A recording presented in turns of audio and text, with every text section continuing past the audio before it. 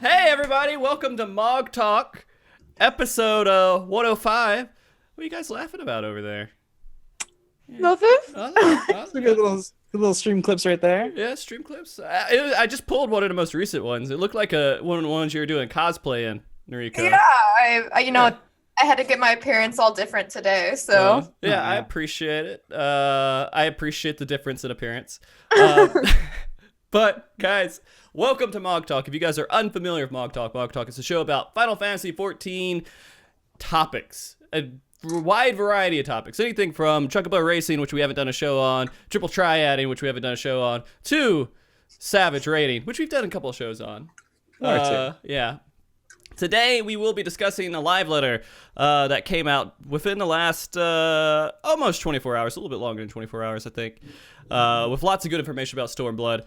And to do this discussion, I brought on two guests that have been on before, two wonderful guests. First, let me introduce Miss NarikoStar. How are you doing, Nariko? Hi. Although I might look a little different than you saw in my clip, but it's okay. Yeah. This is the real NarikoStar in the flesh. I'm glad you shaved. You know, I have to for MogTalk. I have to keep those appearances. Excellent. And Nariko, you are excited about Stormblood, right? You're hyped for it? What do you think about the stuff that they released here in Live Letter? I think obviously we didn't get very specific information. I think we got a few things that are definitely kind of game changer. There's like really only one, but it'll be a good discussion. Yeah, definitely. It was something to talk about for sure. One of the only things to talk about that's going on with Final Fantasy right now, I would say. Okay. Our next guest is someone who's been on, I think, about 50 times or so. Mr. Balana Rahl. How are you doing, Balana? Doing great. How about yourself, Frosty? Pretty good, dude.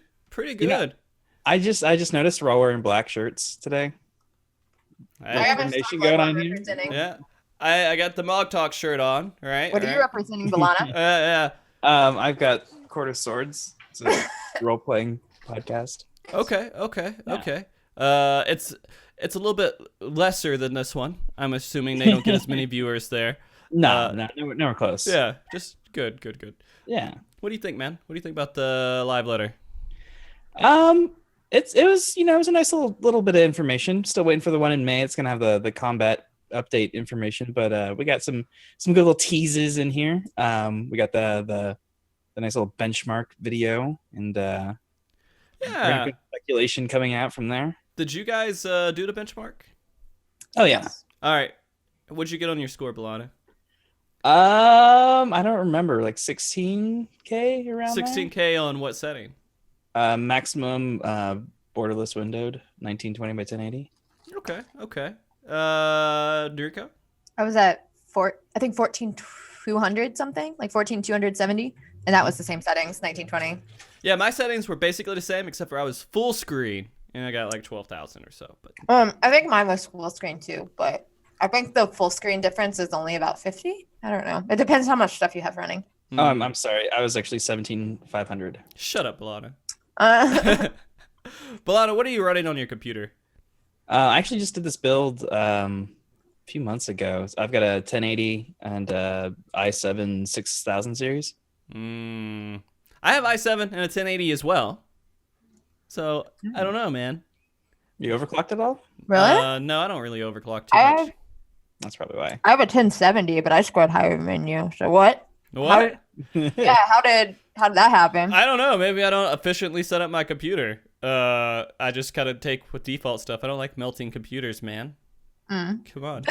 It's the best way to serve a computer, though. It's all melty. Ugh. You know, I don't know if I've told you guys this, but I've had a computer catch on fire before. Were you home when it happened? Yeah. Well, no. See, I was working on it. And then I was a kid. I was like 12 or something.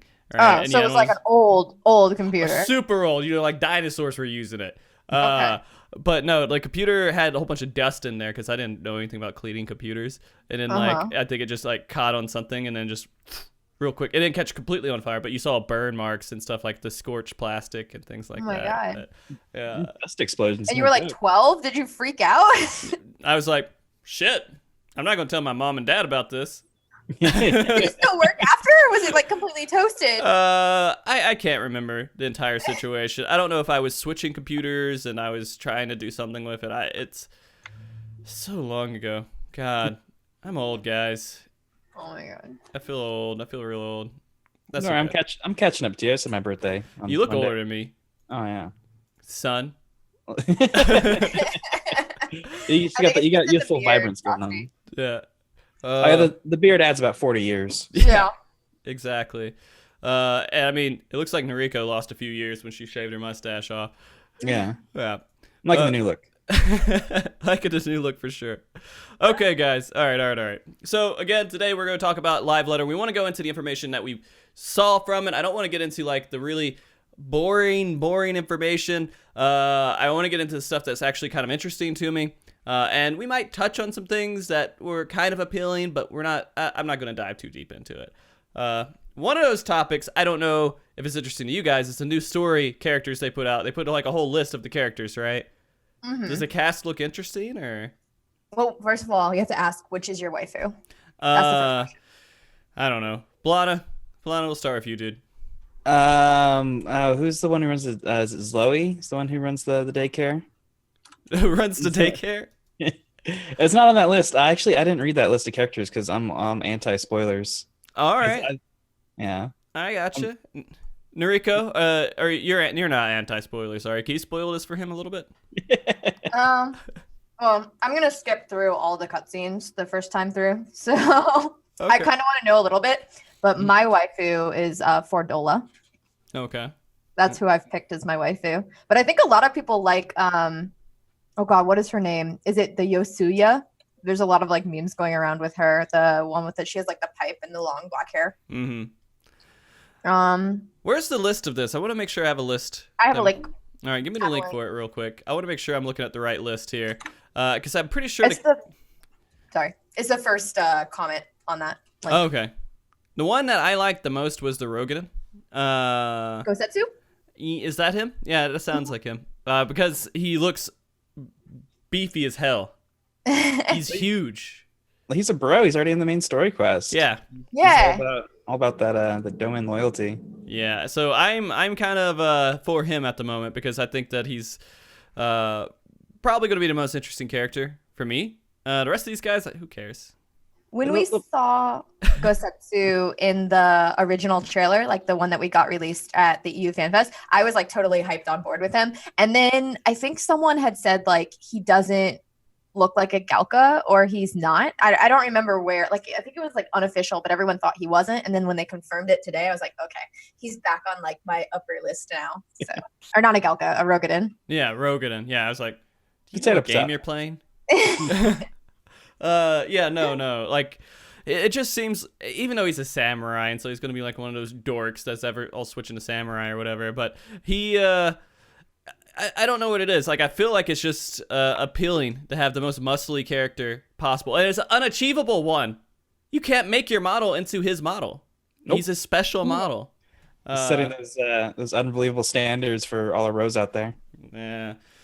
But I would say so. I mean, like, I don't know. I don't want to dive too much into, like, all the different characters and everything. It was interesting that they introduced it because they have this whole cast that they put on the cover of Stormblood, right? Like, all the different characters and everything is all lined up there.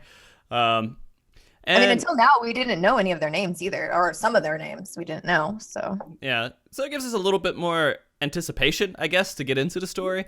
I'm going to be honest, and you guys might scold me for this, but I haven't done the most recent story quest. I don't think I've done it on my alt. I've done it on my main, but I need to finish it on my alt. So. I need to do that on my alt too.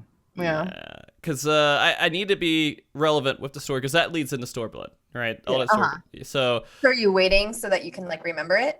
I guess. I don't know. Like, seriously, again, I just log in and I queue in a PvP. We'll get it done before Yeah, Stormblood. of course. Yeah. Of Yeah. course. You're saying there's nothing to do. You still haven't done everything. Come on. Yeah.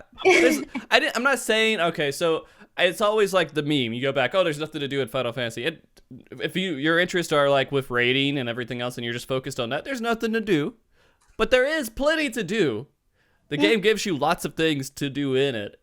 Just they might not be like super exciting like playing Zelda, right? So you're going to play Zelda instead of go do these other things.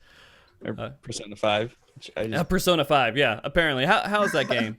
Oh, it's actually the first Persona game I've played, and it's really good. I binged it so hard over like the last month. I just beat it this morning. How long did it take? 102 hours. Oh wow! It is not a short game by any stretch of the imagination. Jesus. Is it a game like? So I never got into Persona. I've seen the addiction of fans that play Persona. But is it? I heard it's kind of like just a Final Fantasy game, basically. It's turn-based JRPG. Okay. In Japanese high school. Okay. Perfect. I understand why people love it now. But yeah, no, I think that's something that I could probably get into if I had time. Like that's just one of the games. Like Zelda, I had to make time for. Persona, like I feel bad because I've never played one, so I feel like I need to go back and play the other ones. But apparently they're all separate games. Yeah, you don't need to play the other ones. Yeah. Okay. Well, maybe we'll get into it. All right. So the other thing that's kind of interesting about these stories is that when we're going through the storyline or the story characters, when we're going through it, there's 3 sets, right? For every area. That's one thing that they mentioned. So there's going to be one for like Alamigo. There's going to be one for like the Doma area. Then there's going to be one for whatever else they got going on. So we have a lot of different storylines to follow instead of just one kill of dragons. Well, there's a B plot in Heavensward. There was the whole leftover stuff in Ul'dah. Yeah, but that lasted 2 seconds. That wasn't that. That was like a continuation. It was like a little mini. Oh, your mic just cut out completely. Oh. What'd you do? That's because I hit the mute button. Oh, by accident. okay. Yeah, but we had I guess we're gonna have a B plot and a C plot now, so they'll have a little something. We'll probably cut back and forth between them. And I'm curious, like if we'll jump around or if it will be kind of like we'll finish it up and then go over to Doma and then do that stuff, or if it will be like intertwined, kind of. It'll probably be intercut with each other. I think it'll start out. All right, you go to one area, then another area, then another area, then go back, then another area, and you'll just kind of go in this whole line. And then once we get into like the patches and everything, it'll focus a little bit on this area for this patch, and then focus a little bit on this area for the next patch, and give them some We're room gonna to be work. jet lagged with that time change.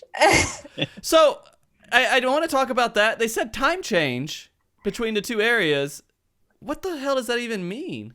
I think it's just like lore sprinkle, but maybe it will be something. Eorzeum time changes. No, that's not what I got from the translation. That's what I got from it. I saw, what was it? That they were going to adjust the Eorzean time.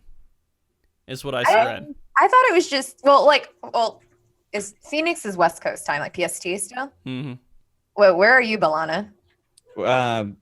West Coast. West Coast, yeah. Oh, yeah. Okay. Well, it's just like if for like EST people, like I just understood it how it works here. Like EST, they're 3 hours ahead and we're 3 hours behind. That's how I understood it. So I mean, like if you're over here and you're 3 hours behind on Eorzea time, and then you get into 3 hours ahead as soon as you teleport over there, then you have to like work with how the time zones work with nodes and everything else.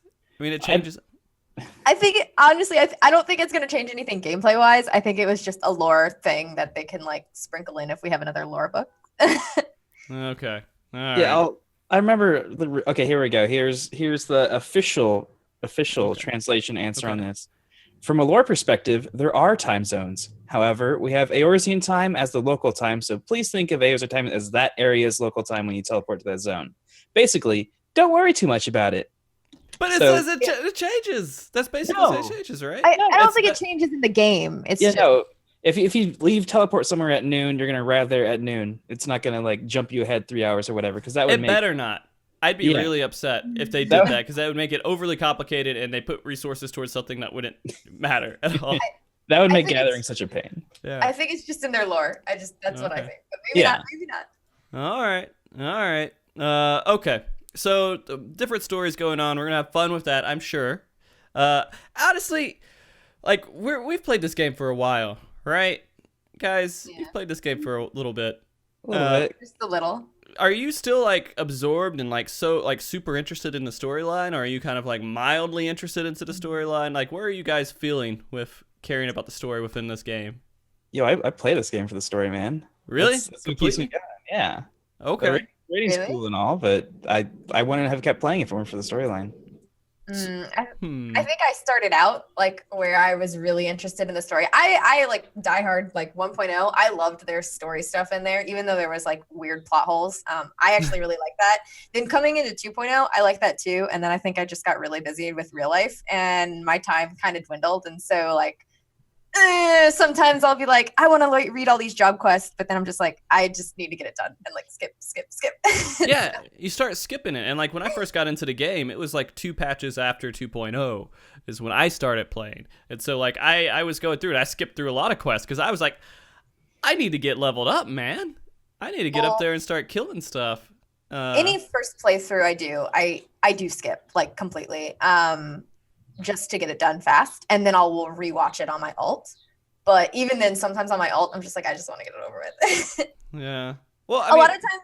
Oh, sorry. No, go ahead. Go ahead. Oh no, like a lot of times I won't necessarily read it, but I'll skim through it, and then if there's something that catches my eye, then like it gets on like a little hook, and then I'll just stop and start reading it from that point. So. Yeah, I kind of I agree with that. Like for example, with the little joke side quest they had. God damn it, why can't I remember his name? What's the comic book thing that they do?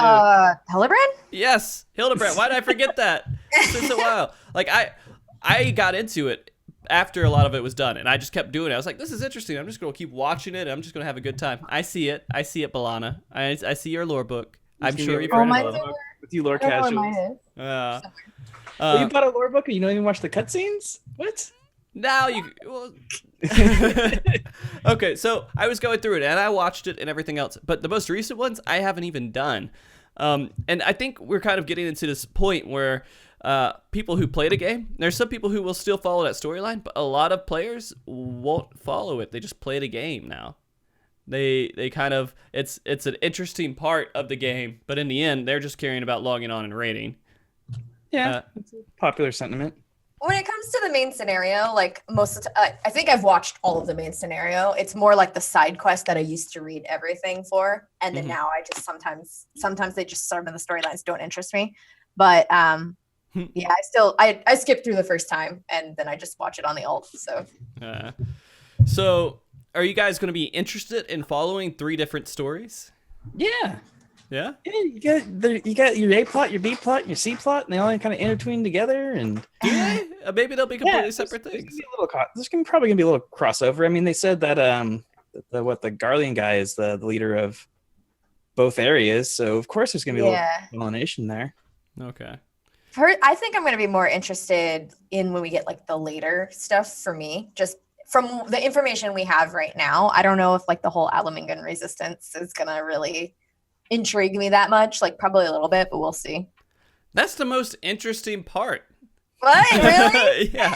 Who cares about this new weird, like crazy Far East storyline they're doing? I don't care about that. I've been following the main storyline when I do watch it, and I care about Alamigo. This has been such a big deal. Well, I'm completely different then. Screw Alamingo. I want to go find with Doma and everything that happened with them. Yeah, the Far Eastern plot seems like a little kind of out of left field that they would just pull that card so quickly. I mean, they started sowing the seeds for that back in the 2.2 patch or so. We got all the refugees coming over, but it was never really a focus until like now. It's kind of out of left field, and they announced that at was it the Japanese Fan Fest or EU Fan Fest? We're just like, oh hey, yeah, and we're not just going to Alamigo, we're going all the way to the other side of the world. Like here's the world map. We're gonna zoom out a little bit, and we're just gonna jump all the way to the other side of the world. Like, yeah, you see all this other reported stuff happening in the middle? Oh, it's all clouds. Don't worry about it. Don't worry about it. No, we're not going there yet. Yeah, that's when it's gonna get really interesting, because then we'll get into like the really Magitech, like crazy mechanical shit. I think it's gonna happen like in the next few expansions, right? Yeah, that's what I'm hoping for. And then we get Doom Train. Yeah, or like skyscrapers and stuff. I think that'd kind of be cool if we see something that's more like high tech. Yeah, but all right. I mean, I'm kind of excited for it. I need to go back and rehype myself. Hopefully, I'll get into it. I've been so I don't know what's the best word. So much lack of time. There we go. Lack of time is what I've had, guys. To play the game. We'll just phrase it like that. I'm happy with that. The only thing is they were throwing in weather and all the other stuff with the kind of cosmetic scenes. Do you guys care about weather? I mean, this was an announcement, but is this something that should just be released with the game? And they're like, oh, cool, there's weather that's different. I mean, like, why would you even announce that as like a highlight? Well, I mean, I think someone just asked the question probably, and it had a lot of likes on the forums. I don't know if it had a lot of likes. They're just like, oh, we can answer this easily. Okay, yeah.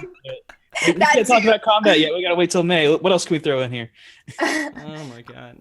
I think knowing a little bit about it. Okay, yeah, I don't care. I don't care about weather. Unless if they're gonna do super crazy design changes where weather changes the creatures in the field, weather changes how things interact. They start making weather a bigger deal. Then we do have that, but it's only in Diadem, right? Because that's when the umbral weather comes, you start getting. Well, in Odin, Odin. Yeah. Neither of you are obviously fishers because you would know that weather is serious business if you're into the fishing end game. Well, they do have like weathermen that you can go talk to, and they'll tell you what the weather's going to be like. So they do. Yeah. But I don't think it's like enough for me to want to, kind of, I don't know, care. You don't care about what crazy fish you could catch from doing Darude Sands? My fisher's level 25. Oh man. I mean, my fisher's maxed out and has like a really good GP build, but that's all my gathering. Well, not GP. That's more for minor and bonus. But I don't know. I'm looking forward for spearfishing, I guess, if that's dealing with weather. So yeah, probably will. I don't know. I put this in the same category as like haircuts and things like that. I just like they're nice little interesting things, and I'm glad I guess they answered it, but I wish this was just a surprise. Like I look it up, and when I go into a dungeon and it says, oh, demonic weather or something like that, right? And so it would have been fine if they just didn't say anything at all, and they're just like, hey, you got a cool weather here, and you're like going out and you're experiencing that for the first time, and it's kind of a surprise. Not like, oh, I'm expecting new weather. You go out there and then it does or doesn't happen. Instead, just I can see that. It just hits you in the side, and you're like, oh, this makes it a little bit more appealing to me. The other thing they didn't really they talked about them as two separate things, but originally, like in the Realm Reborn, when we got our sightseeing log, almost all the sightseeing logs were tied with weather, and then people found that too hard to get very specific weather. So in Heavensward, we had it where we had the sightseeing log, but it wasn't necessarily tied to weather. So now they've brought it, like I know they answered another time, they brought it back, but they didn't mention if it would have a weather tied to it, other than we're supposed to get like a savage mode of the sightseeing log. So maybe we will see that weather like make a comeback in the sightseeing log and the savage version of it. So it'll probably be like Fisher Windows, where it needs to be blizzard and then raining and then blizzard again, and then you can get the sightseeing log. That'd be the extreme version of sightseeing. What's the fish in Karathis that does that? You have to have like the consecutive Shonisaurus? Yeah, Shonisaurus. Yeah. That one took months to get. And I like that. I like how they make fishing a little bit more interesting by doing that, right? You have to pay attention to a couple different things. It involves you a little bit besides just throwing a rod in the water. It's just not interesting enough for you to get past level 20. No. No. Like I there's other things I just rather do with the time that I can, and that's the beauty of the game. There's lots of different things you could do in a game when you're interested in it. But I don't know. Do you guys understand what I'm saying, though? I kind of wish that we don't get, like, little things like this. Yeah, I mean, well, I'm trying to think if did we have hyper electricity before Oz's Law? No. And because I don't think they ever talked about hyper electricity, but that was like a new weather we got, and it was kind of a surprise. At least I know it was for me. I didn't realize this stuff could kill you. I'm trying to think if there was any other weather effects that we got that were like special in Heavensward. Like umbral, but I think we had that talked about in one of the live letters prior to that, the umbral like winds. But I don't know. So yeah, I don't know. We'll see.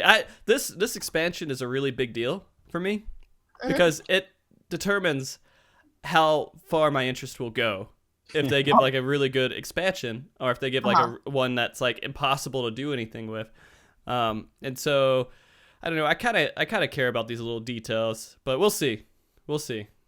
Okay. We'll come back to that because I have a question for you then, but I want to get through everything. All right. To that. And in regards to questions, by the way, guys, if you guys have any questions, please ask them. Karara is in the chat, and she will collect those questions, and we can answer those and put our opinions on it.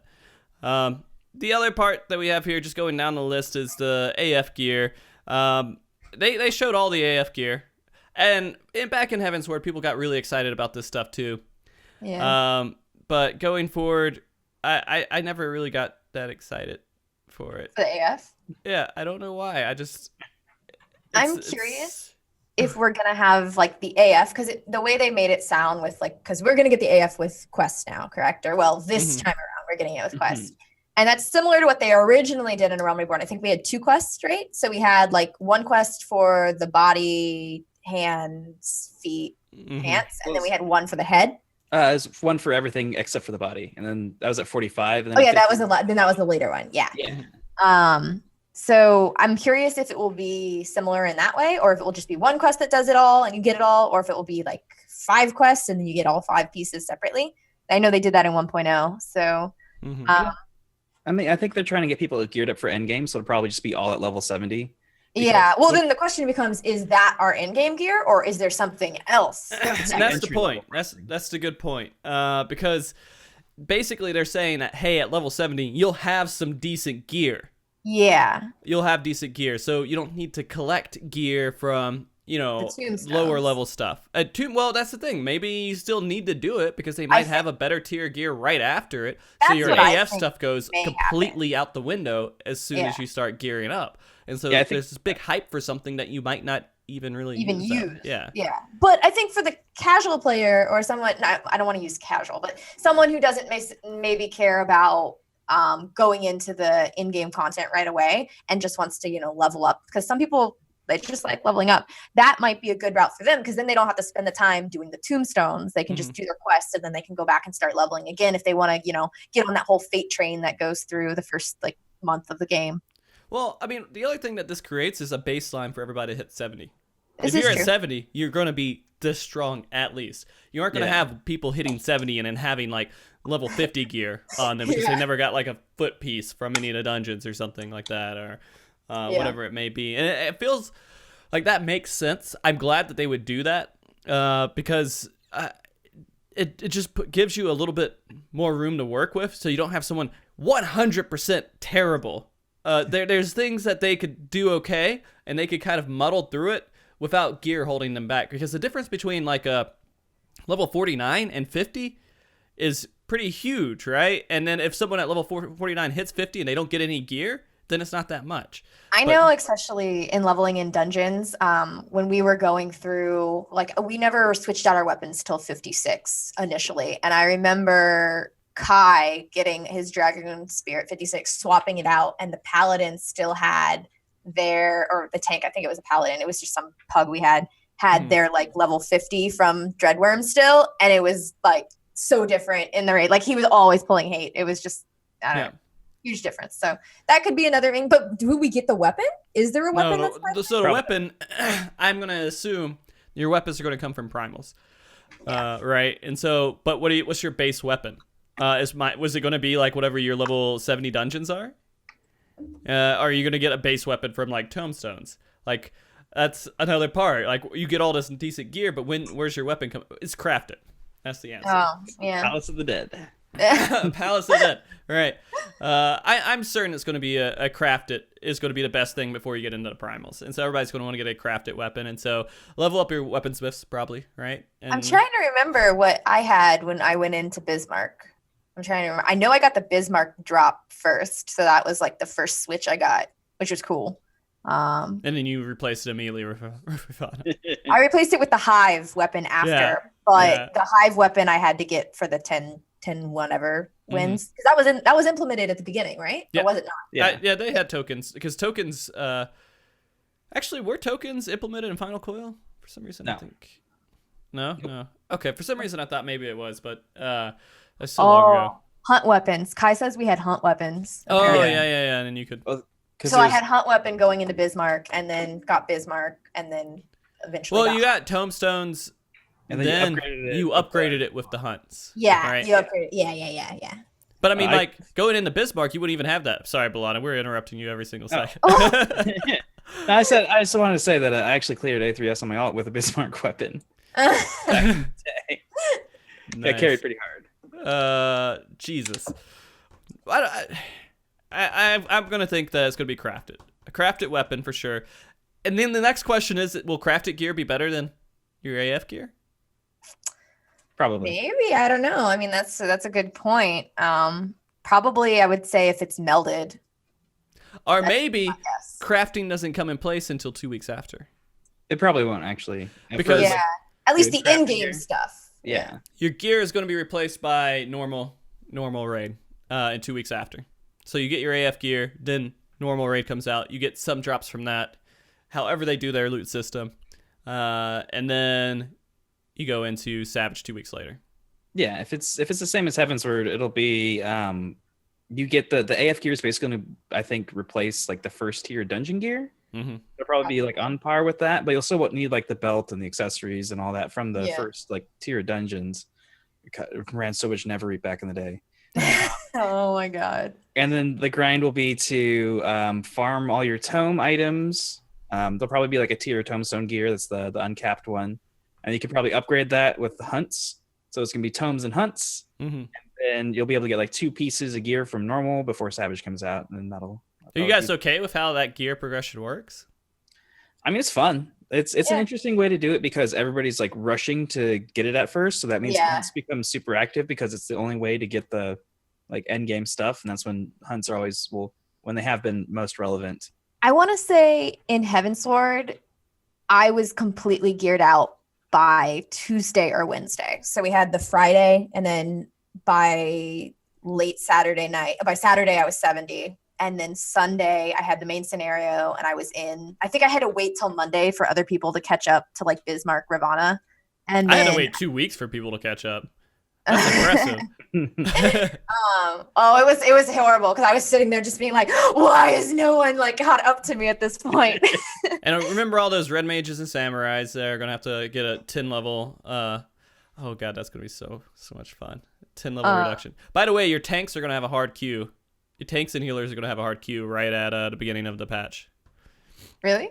Mm-hmm. Like hard, like not able to get in, you think? Yep. DPS are going to get insta queues start for the first couple weeks. At level 60, maybe. Yeah, level 60. Not level 50, but level 60, DPS will get insta queues. So that's going to be kind of interesting. So you're going to have to make sure you're good friends with your DPS that aren't switching. I queue with Kai for the whole time, so. Okay. I don't know. I'm kind of okay. I'm glad they're doing this. The other reason, of course, is so you have gear. Because you know how AF gear is job by job, right? It's not like you go between 3 different jobs. And that was one of the major complaints, I think, with Gordius, is that people could only play one job going into it.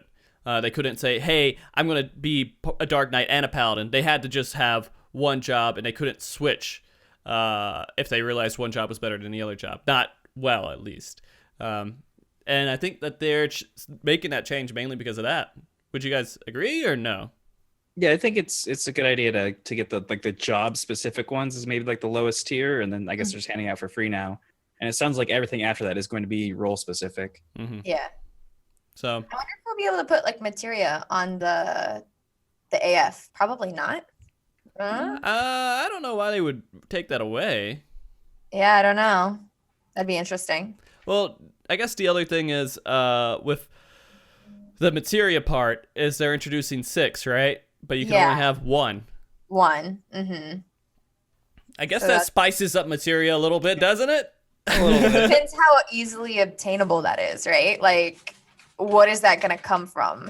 We don't know where that comes from yet, right? So it depends where that comes from.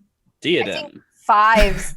I'm trying to remember how, because 5s were 5s implemented right at the beginning. Yeah. I think so. They were there. They were impossible to get. They were really hard to get. Yeah, like the only way to get crafter ones was through transmuting at first. Yeah, it was, for crafting and gathering. Mm-hmm. And then I think for Discipline of Wars, it was only like the accessories, right? Like the high level 60 accessories that didn't come out till 2 weeks later. Yeah, I think stuff like the astral gear and the red script gear. Yeah, I think that was the only way it came from, right? So I think so. I think you might have like a super low chance on just like the level 60 crafted stuff. But Yeah. it was so rare, it wasn't really like an option to really do much with it. Yeah. I mean, the other point going into that is fives are going to be very useful, as they were saying here in chat too. Fives are still going to be useful going into the entire expansion. And so that means that if no one puts the extra 6 stat in all of their gear, they're not really reduced that much in stats, right? They have like, well, I guess it depends on what they do with the stats and if they double it or whatever else. Yeah, it depends if it's doubled or if it's only like 1. Like 3 or 4, yeah. So it may be that the 6 stuff is just for the really, really hardcore raiders, and everyone else just does 5s everywhere. Yeah, if they eliminate to 1 per item, it's probably going to be a massive jump from tier 5. Yeah. Well, I could see double or half. So. Yeah. Oh, spectation, guys. We're just speculating here. Speculating. Spectation. That's not the right word. Fuck my brain. Well, it could be. It could just be like the Frosty, the spectation. I'm spectating you. Spectating this topic. Talk right now so I can spectate. Okay. So, I mean, it sounds kind of interesting going into this whole beginning part because everybody's going to have kind of a fair chance, and they're going to... I can't imagine them not having another tier past AF gear because that would be kind of stupid that you did have to work for your besting slot at the very beginning of the game. It would definitely be the weapons would be the only thing to show at that point then, right? From the primals. And so it depends on how hard those become then. Yeah. Oh, okay. All right. So as raiders, are you guys happy about these announcements? Or are you kind of like, meh, it works, whatever, I don't care either way? Like for the gear specifically? Well, yeah, for the gear and going through the whole process of getting gear as soon as you max out. It sounds, outside of the job quest, to me, it sounds very similar still to what we saw in Heavensward, except for I don't have to grind, or well, I don't know, maybe we do still have to grind the tombstones. So it sounds like it will honestly save me more time. They're not taking that away. Yeah, no. I think you still will. So, I mean, that's the thing. But if it's not and it's all on the same level, then that's just more time for me to spend either on Red Mage or crafting or gathering. So I'm okay with it personally. We'll see, though. I might change my opinion when I actually do it. So yeah. Balana, what are your thoughts, dude? I'm hoping they switch something up. That's not gonna be exactly the same as Heavensward. I'm hoping there's some little quirk in there. Well, I mean, the AF thing is the thing, right? That's it. That's like a different baseline to start from. Yeah. Okay. Yeah. All right. That's pretty much it. Maybe they'll give us more. Maybe they'll make it to where you do have to do triple triad to get gear. Ooh. We're having that discussion in one of our shows. We're like, hey, why not make it to where the best triple triad player gets similar PvE gear as the best gear in the game? I mean, if they want to go out of their way to get that, honestly, I probably wouldn't have a problem because even if they have good gear, if they're like a crap player, they're still. Well, you'd be decked out in like gear that's with cards all over. You look like, you have like a robe made of cards. Yeah. But then again, like they would have to. The only issue with that is they would have to make sure the system's not broken completely, which it has been broken. I think triple triad's been fixed a good bit now, but it probably still has issues. PvP still has issues. Everything still has issues in competitive form.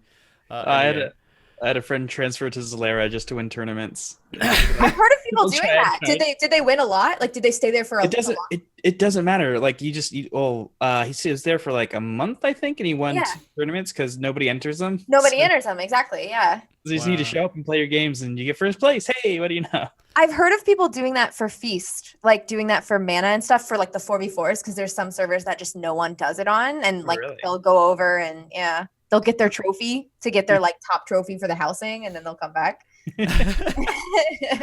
Switch over the chaos and just say, all right, I'll play a few EU players that don't have a lot of people playing, and maybe you can win trading a little bit easier or something. I don't know actually if win trading exists as much over in the chaos and the EU data center, right? Screw it. This is not a PvP show. There's no PvP in the live letter, guys. There's no PvP in the live letter. That's very disappointing. I was hoping it's something. I was hoping for something too. I know you don't care, Balana. Nope. I know you don't care at all. It's nice that it's there. it's nice that it's there, and it gives me something to do every time I log into the game. But my last question towards the developers about PvP made me think that they were like really serious about it. I'm hoping that means in the next bit of information we'll have some PvP stuff in there because they're trying to be serious about it.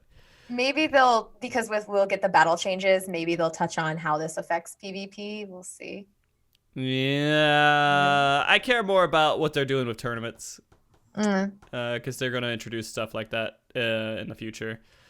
Quick sellout, not sellout, I don't do this at all, but promotion for there's a group on Aether, and there's someone called Mateus or XXXY or however they would like their name to be pronounced. They're doing an Aether Cup with PvP. And so they have like a whole bunch of groups coming up, and I think on May 6th or something they're going to do. Everyone who's on that will try to get into. I guess they would have to be on the same server. Yeah, I was just gonna say, if it's Aether, are they doing it per server or are they doing it actually on Aether? Because that's hard to coordinate if it's Aether. Yeah, and so I'm gonna see how they're organizing it. I'm not sure, but they're trying to organize a player-based kind of like competition. I think the grand prize winner gets like some really good commission or something from like that's cool, like art commission. Yeah. So well, I mean, either way, yeah. If they can put it together, I think seeing that kind of stuff from the community is always cool. So yeah, I'd like to hear more about it. So be on the lookout for that. I may announce more information for that as Please I get it. Yeah, there you go. Yes. I said something. I'm supporting the community, guys. Get it. Supported to do it. So we did talk about tombstones and maybe if we have to cap it, which I'm pretty sure we're gonna have to cap it no matter what. But yeah, crafters, they don't. Yeah. Right. Yeah. Well, we get the new one, but that one's still uncapped. I thought that was weird because I think the Reddit translation had that incorrect, but the official translation says it's completely uncapped.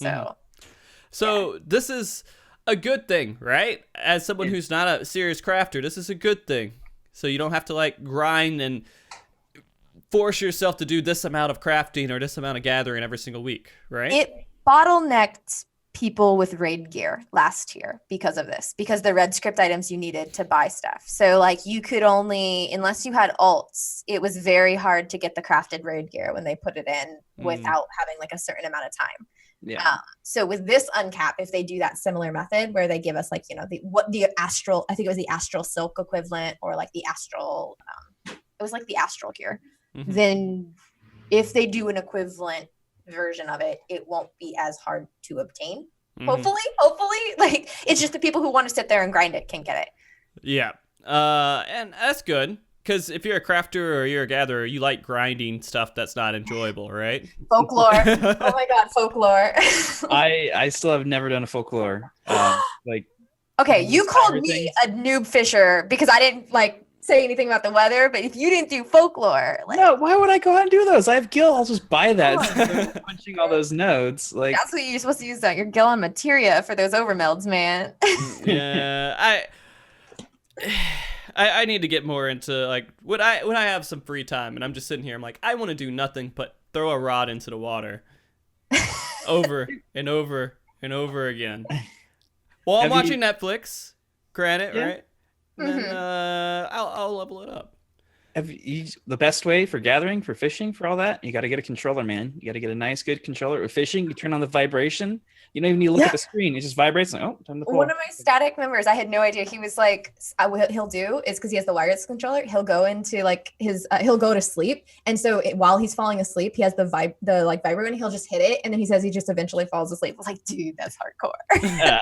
I've done that once or twice. You know, I'm talking about all this stuff, and I'm thinking, man, sometimes the PvP queues are pretty long. You know what I could be doing between the PvP fishing. Queues? Fishing. Or I could be doing my job off to the side and doing work while I'm at home, which is what I do. So I sit here and like programming over here, then I switch over here, and then I'm PvPing, and then I'm back to programming, then I'm back to PvP. So I can keep up with it now. But yeah, no, fucking PvP queues. Are they bad right now? Like, are they? How long are they? Okay. I mean, like, I'll play one night, and half the matches are 30 minutes or longer. Half the matches are like instant.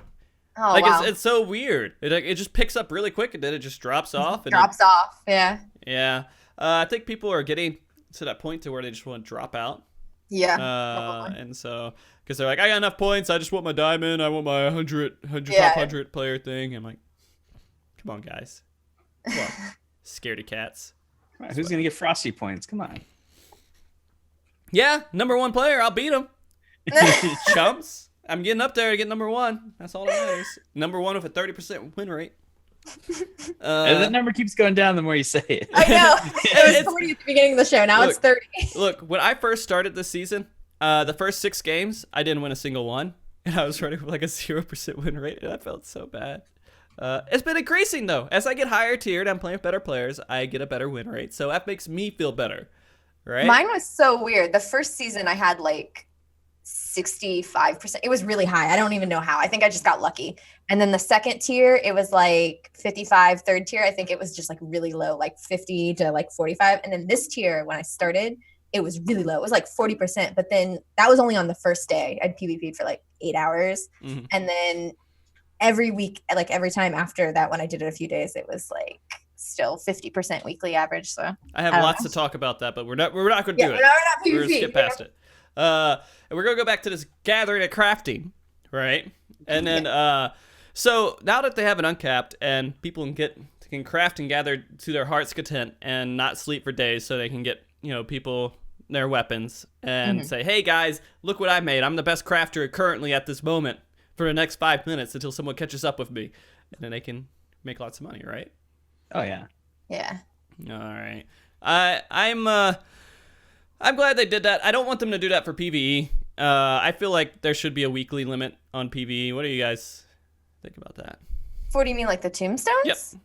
I think there is, though, isn't there? No, I mean, like, I don't want them to change it. Like, they're changing crafting, like the yellow scripts, they're changing that, but I don't want them to try to take a note from this and push it I'm over to okay PvE. with it at the beginning being capped.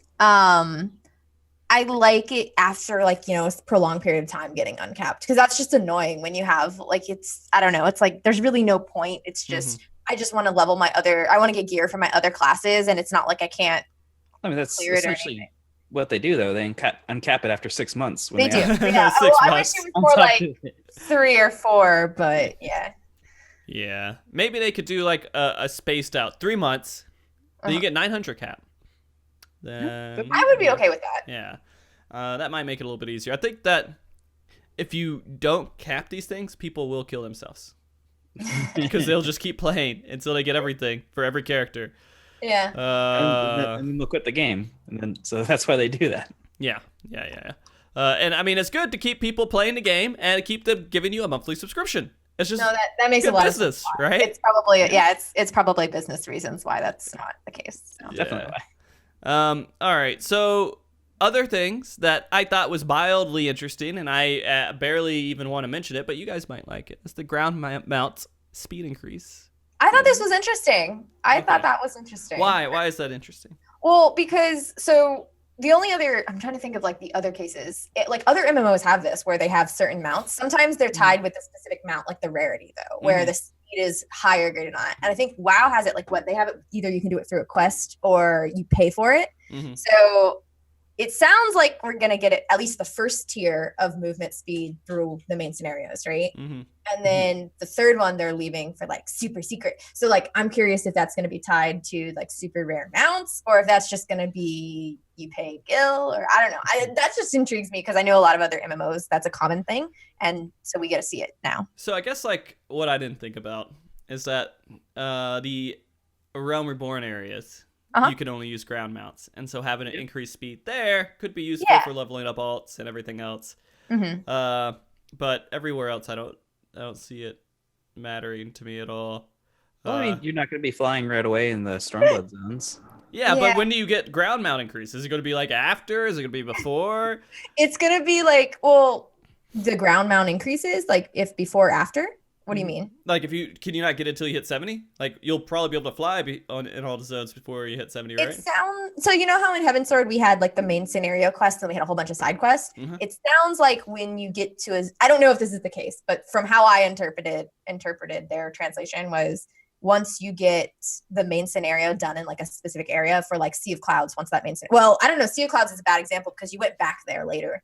But for like Carathis, once you finished all the main scenario there, it unlocked that was unlocked. It used to unlock the last Aetheral current. If you guys remember, they changed that so you didn't have to do the main scenario quest. But if you were following the main scenario, your last Aethernet current was unlocked via that quest. So it sounds like to me the movement speed is unlocked via that way. Yeah. So we're instantly going to get like speed increases right at 60, as long as I have finished the storyline so far. So that way you can go out and find the Aether currents with a little bit faster speed. I could kind of see that. That would be okay. That would be okay. I guess this is good information. I don't know why I'm being so pessimistic about it. Like, there's just so many things that like I see and I'm like, I don't care. I mean, this is a cool thing that should have been in the game already. Yeah, pretty much. Like if you go back to the if you go from flying around, zipping around in Heavensward Zone, and then you go like, oh, I need to hit the node over in Korthus or in like Costa del Sol real quick. You get there, you jump on your fire mount, and you go real slow. Like if you have a Firebird and you're going in like just a ground only zone, that thing is like a truck, just like going nice and slow. Gotta get to the node. Gotta get to the node. It's gonna expire soon. I wonder if we'll get because like the only thing I can think of in relation is when you know when you have like that. So it was weird when I was leveling through Heavensward, me and Kai would always try and do the hunts really early, and not a lot of people could do them. And we were just ahead of the leveling curve. But then by midway half week at the end of that Friday, everyone was doing hunts. So now are the people who get there faster, they're going to be like, because get those angry people who get mad when you do the early pulls. Like you the people asshole.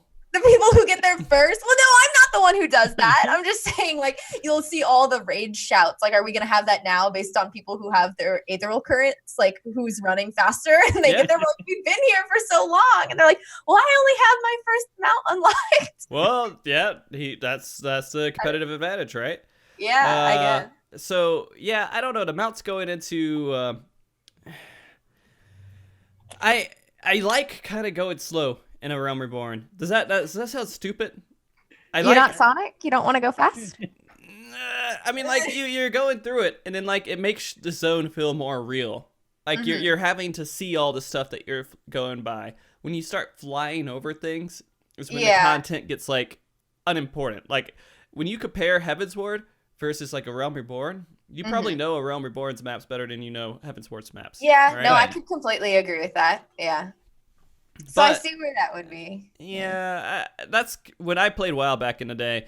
Like, that was one of the things with flying mounts, like, that people were complaining about. Hey, we don't want people to have flying so early because we want people to see the zones. I'm like, yeah, I agree with that. And so, like, they had an expansion where they didn't release flying for that whole expansion for a long time because they wanted people to have to force themselves through all the zones and everything else. And I think that's a good part of the game. I don't know. The thing I don't like, if I needed a quality of life change, is the zoning. If it was one big map. PlayStation limitations, yo. PlayStation limitations. That's what we always blame it on. If there's something we don't like in the game, we're like, PlayStation did this. It's those damn PS3ers. PS3ers ruin everything. Glad they're kicking them out of our game. Yeah, get out of here, you poor people that play PlayStation 3 is basically what it's saying, right? You can't afford a nice computer. You can't afford like a PlayStation 4, and you only have a PlayStation 3. But then again, PlayStation 3 was released in 2005. Yeah. Supporting over a decade-old hardware was probably not a fun thing to do. Yeah, people who play this game weren't even born when some of the people have PvP with it feels like that. Okay, so going on to the next topic here is the squadrons. Like, have you guys forgotten about your squadrons? I do it for the buff. That's the only thing I do it for, to get the last tier buff for the like EXP or what is it? Gathering, crafting, or the EXP buff. And that's the only thing. That's just if the buff that's in my FC right now isn't what I want. So that's the good part about being an FC leader is you can just like, nope, the buff is this now. We have a lot of 3s saved up. It's just if I'm leveling a crafter at the time, I want to be able to make sure I have that buff on. Yeah, but I've stockpiled a bunch of crafter and gather ones just for that. Yeah, and I mean, you can use it for Stormblood when you go into there, I'm assuming. It could be useful, right? So I'm kind of excited about being able to use my squadron for things, but kind of But not. that's not till 4.1, right? So it's a little bit later. It'll be a little bit out there, right? So you're not jumping into that like immediately. But like when you start doing dungeons and you're doing them with your squadron instead of your friends, do we start becoming a single player game? What are we doing? Kind of, yeah. I mean, maybe. It depends. Do we still get like the leveling roulettes and the 50 roulettes or the 60 roulettes probably is what is going to get changed to? Do we still get that stuff if we use our squadrons? Because if we do, then I mean, that's huge because then I don't have to rely on other people. I can just zoom through it. Yeah. That kind of kills the entire point of the roulette, though. If you could just keep it exactly. So that's why I don't know if they'll do it or not. But. Yeah, I can't imagine that they would. And they would have to be like crappy players too. I'm hoping that squadron people are just like really bad. Like they make mistakes and they forget to heal or they forget to do something. And they just make the AI just really, really clunky. You say that, but I was doing a leveling roulette the other day and it was a Damsel Darkhold and we almost timed out. That's how bad it was. We wiped on multiple pulls. Like it was a new tank and a new healer and it was pretty painful. Yeah, that's true. People forget that they have to press buttons sometimes. But yeah, no, the squadron stuff, I mean, that's kind of what they're going for. What happened to Chocobos, right? Why are these guys like going into dungeons with us? Well, wait, so it's just the squadron, right? When do we get the Chocobo thing? That was a topic. That was a topic of discussion, that it could eventually go with us into dungeons, right? Yeah, like it's been postponed forever, so I don't. And they were like, let's do squadrons instead. Yeah. Like, they kind of switched gears over to that. I don't know why. Like they put a big system into the Chocobo system, and you have leveling, and you have skills and abilities and everything else, but it's not. And what? It took them until actually, speaking of which, because I don't think you had that on the outline, but our Chocobos don't get increased. Like we don't get higher than rank 20, but they'll still be like equivalent. Mine will never hit rank 20. Mine's right now. It's gonna be 20 before Stormblood, so I was looking forward to it. And what are you going to use it for? I'm not gonna use it for leveling because it takes your EXP, so don't do that. Right. I don't know. I mean, me and my bird Skittles have a very unique relationship, so. Okay. All right. I'm very glad. So Chocobos, I think that finishes up the Chocobo, whatever conversation there. Back to squadrons.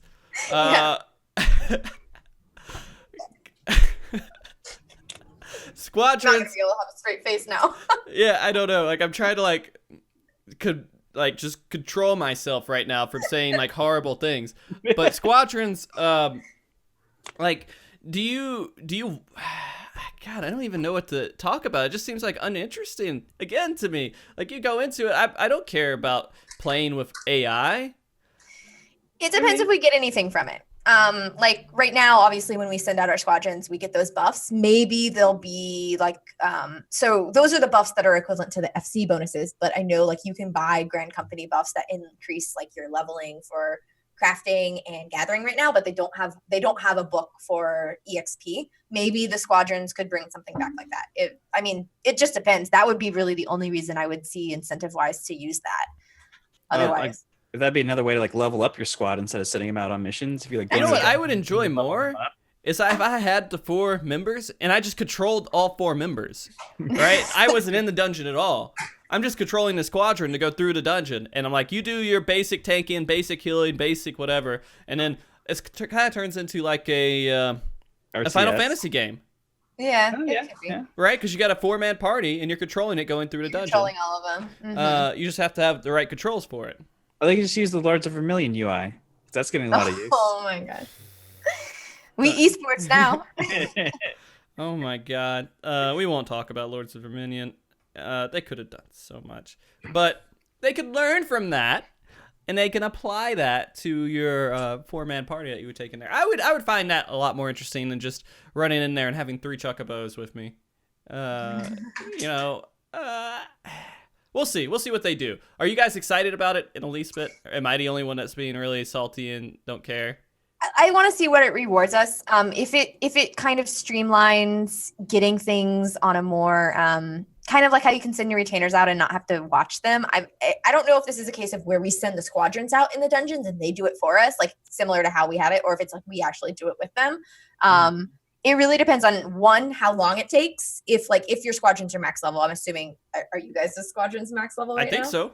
Yeah. Okay. Yeah, like if it's max level, is it pretty easy to run through? And then what is the reward that we're getting from it? Because if there's no like reward that's useful, then it's kind of, to me, it would be pointless. It'd be a waste of time. I don't know. Do you guys always need the carrot on the stick?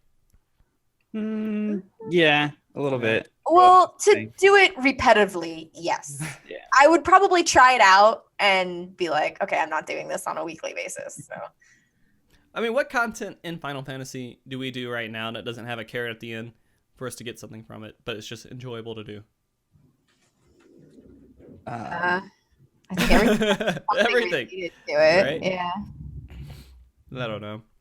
I guess you could say the only thing would be like if you compare, it's not built in the game, but like people do speed running, right? But that's like vlogs. The right? carrot on the stick is made at the top of the list. But that's not Yeah. implemented in the game. Like the game does not support that. So that's the only thing I can think of. But even then, there is a carrot on the stick, just via built by the community rather than an official game. So Mhm. Okay, I'm hoping you guys don't hear all my gross sinus noises. Maybe you are. I don't hear know. anything. Okay, good, because my sinuses are being horrible right now. Oh, jeez. Let's get into the meat of this. We talked about a whole bunch of little interesting things that popped up, but the real meat of all this is the job changes, right? Yeah. The And little Well, glimpses The we stuff got. that we got to see of it. Yeah. Yeah. I mean, the benchmarks, that's really what everybody was looking for. They were going frame by frame, looking at every single detail of every single character, trying to figure out if there's anything they could pull from it. They pulled a lot of gear Yeah. from that. Lots of samurai gear. Lots of gear. red mage gear. Payasa earring for all those Payasa fans. Oh. Earrings and rings don't matter. Oh. It's glamour, Frosty. It's the true in game. All right. Whatever you say. The other thing is the job changes, which we care about a lot, and we could just go by job. And I'm going to go by the list of this Immiger. That's how you say it, right? These are just new stuff, right? Like this isn't. Well, as far as we know, we don't think it's job changes. We think Look, it's like new abilities. The new ability. Yeah, new abilities is what I mean. Which is a change to the job. It has a new ability. That's a change. Okay. Right. Okay. Okay. It's an added change. All right. We'll start with what most people have fanboys for is the Warriors, right? There's a lot of those fanboys out there. And the clear thing that we see is that they get a charge. Yeah.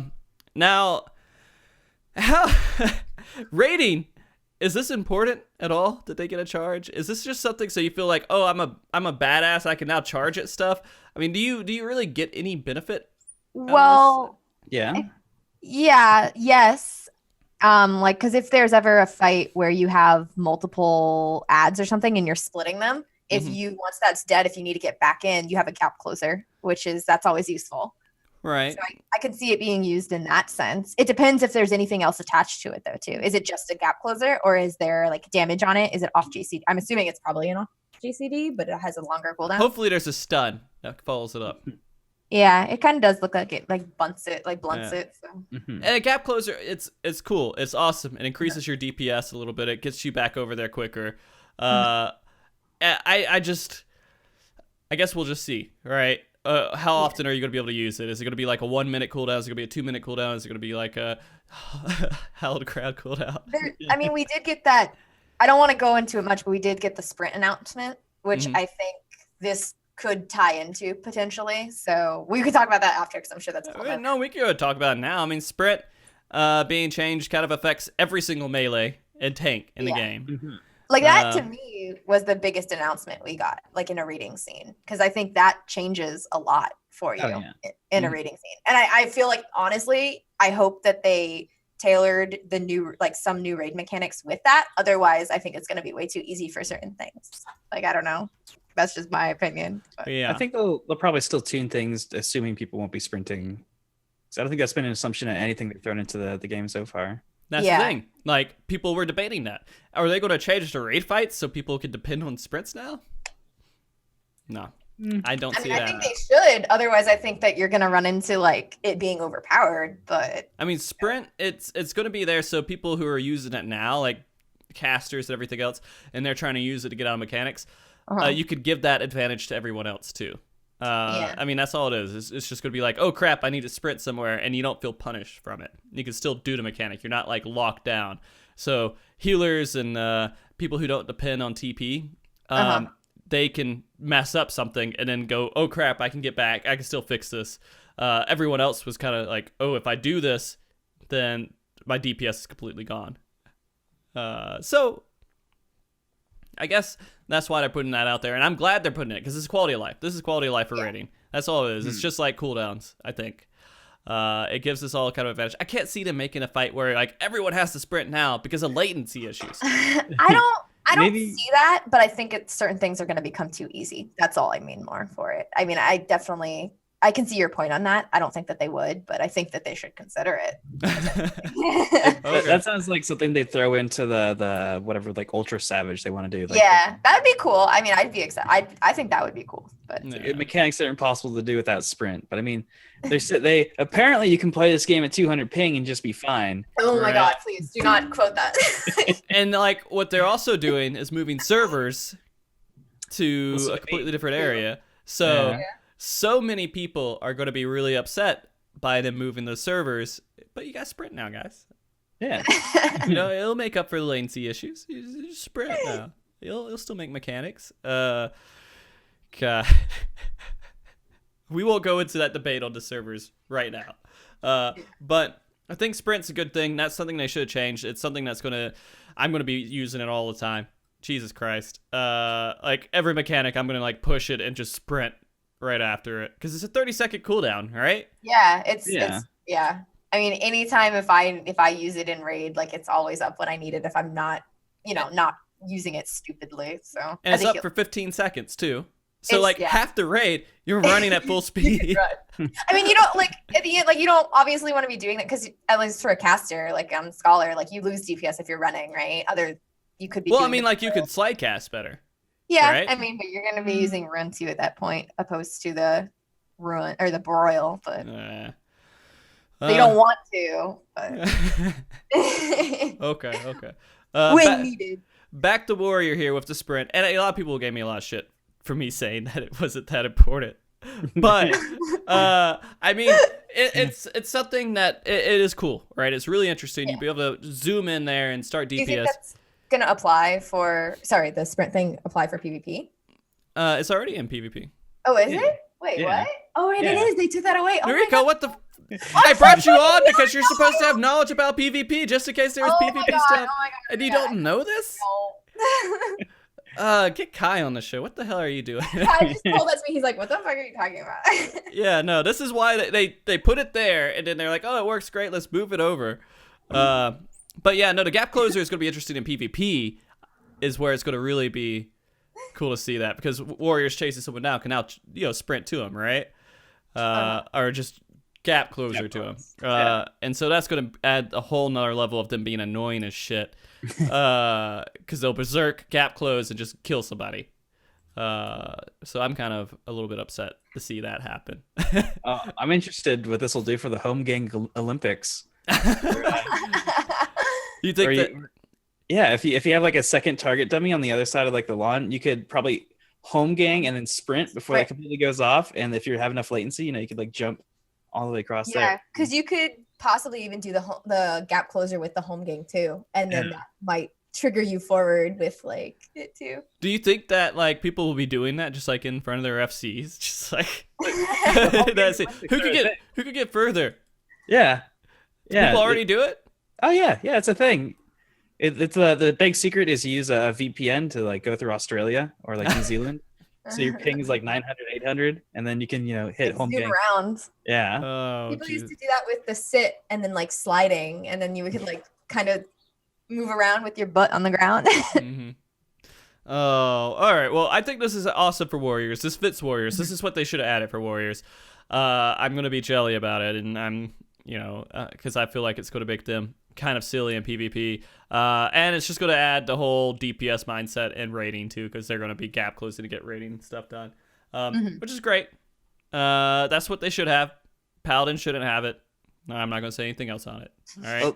The one thing I'm worried about though is homogenization, because Dark Knight was the only one with the gap closer before, and now they're giving it to Warrior, and maybe they'll give it to Paladin later. They'll give him like a shield slide or something. They'll throw the shield and slide over to. Yeah. Yeah, that would be good. And some of the healer spells we've seen so far are kind of doing that. Like it looks like some of the white mage stuff they've gotten now. So now I'm just interested, like with the homogens.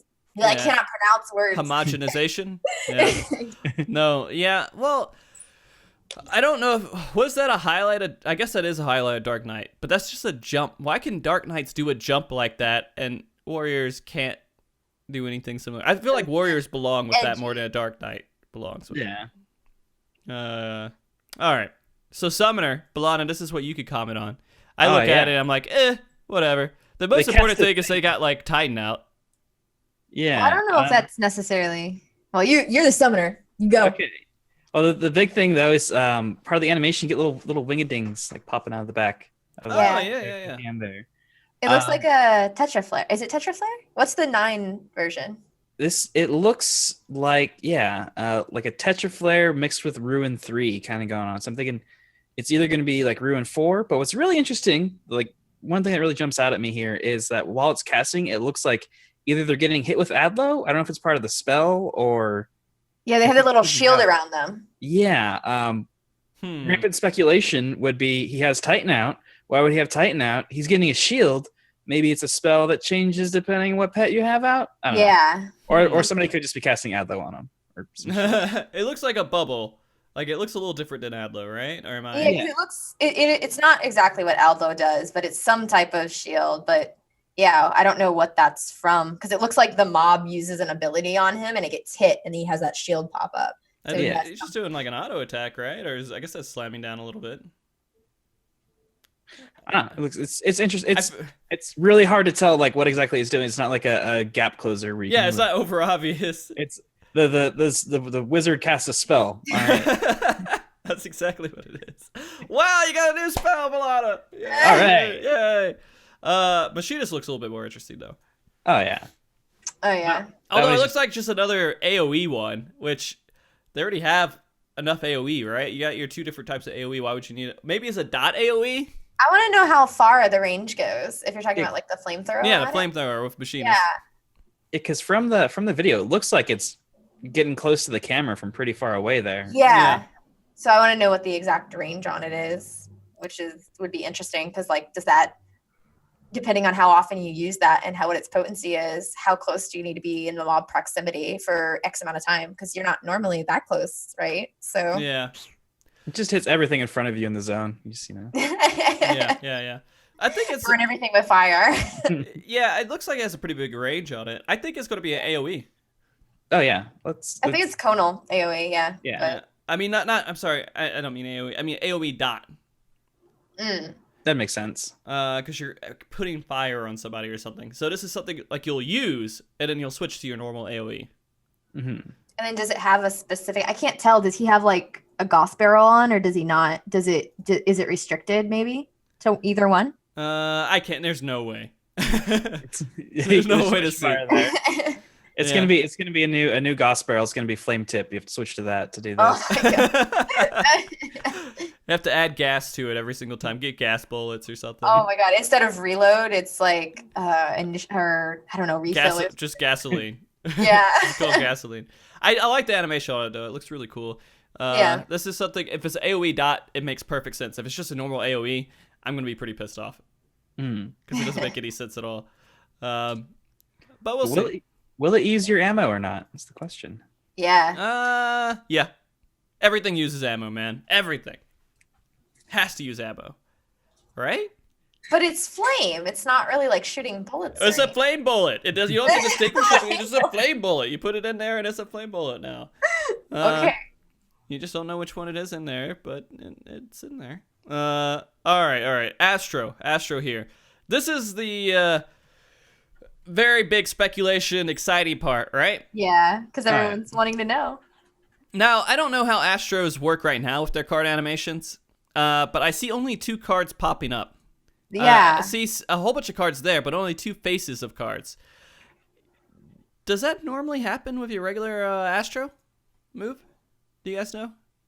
No, it doesn't. So like what's happening is they draw 2 and then they only pick the red one, or the red one goes up top. So like, is this a new ability where they're able to draw 2 at a time? And they pick one of the and two? And they can pick one of them, or it's, so I don't know. And there are different animations of cards too.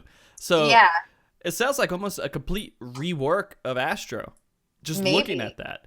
And then the other question is, if it's the 2, are those like, because you know how each 2 cards are paired with what their Royal Road does? Is it like, if you use this ability, if this is the case, does it pick like which one of those and then you can choose? So it's like you're choosing a balance or a bull, or you're choosing like the MPTP. I don't know.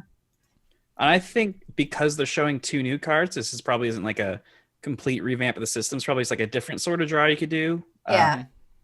If they wanted to show it being like a revamp of the system, they would have shown 2 older cards showing up there. Would have been like, you know, bull and balance showing up. But we've got like the red and the white cards. So the thing with the red one that I noticed is that it looks kind of kingly, right?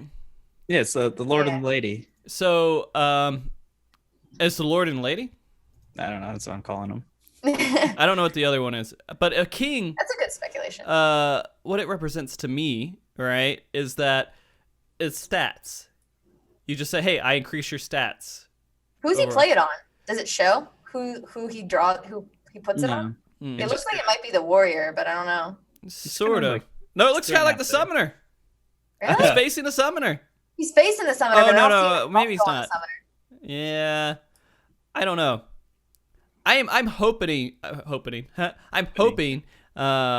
they pretty much make it to where you get 2 cards, you draw. There's three chances of picking something. Then you pick between those 2.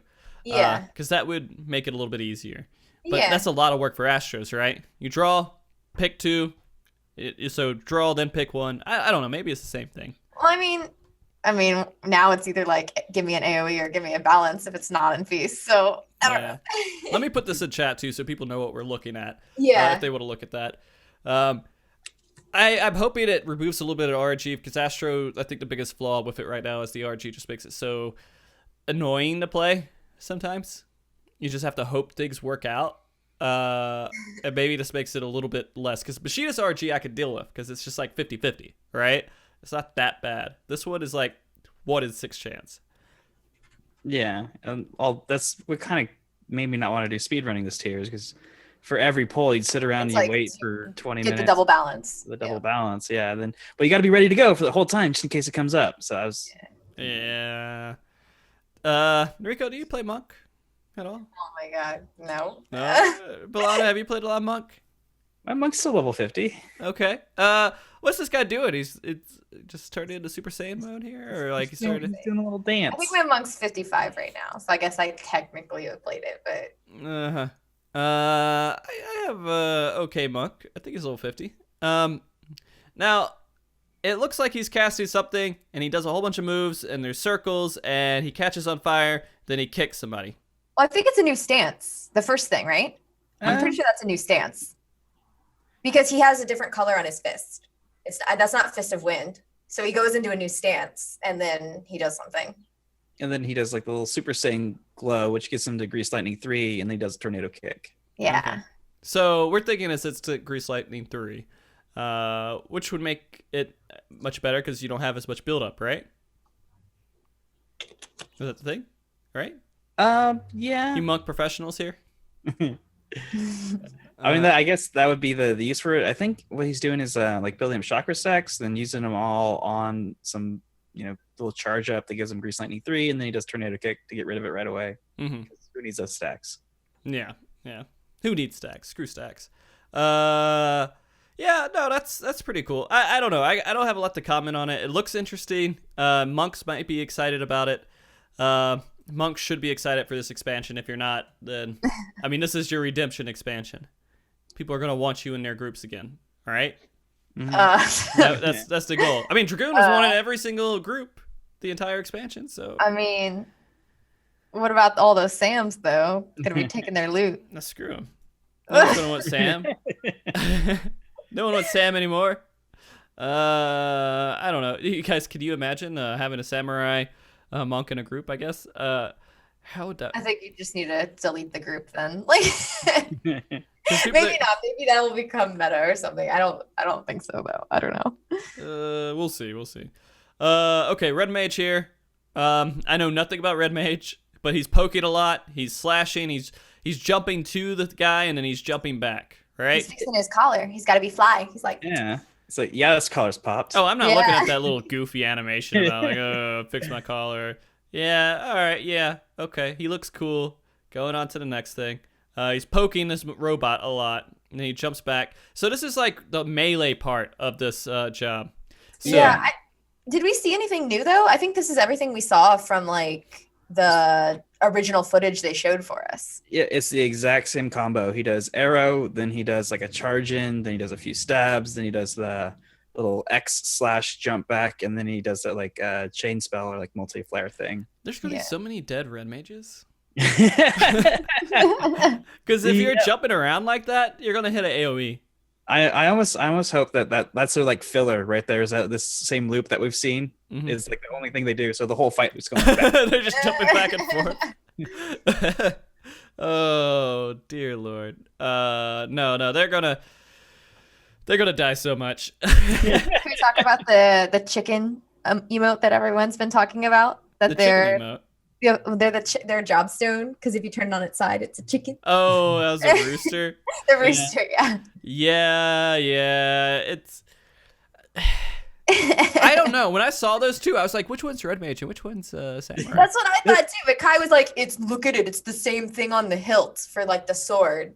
Yeah, I know, sort of, right? But then, like, the samurai uses a sword. I mean, you could kind of you look at it for a little bit, like, okay, that looks like a fencer's sword, but I mean, does the swirl around stuff? Does the samurai spin in circles? I mean, that's kind of the swirl, like that. Aim it on the samurai sword on its hilt for the AF. That's the symbol. Really?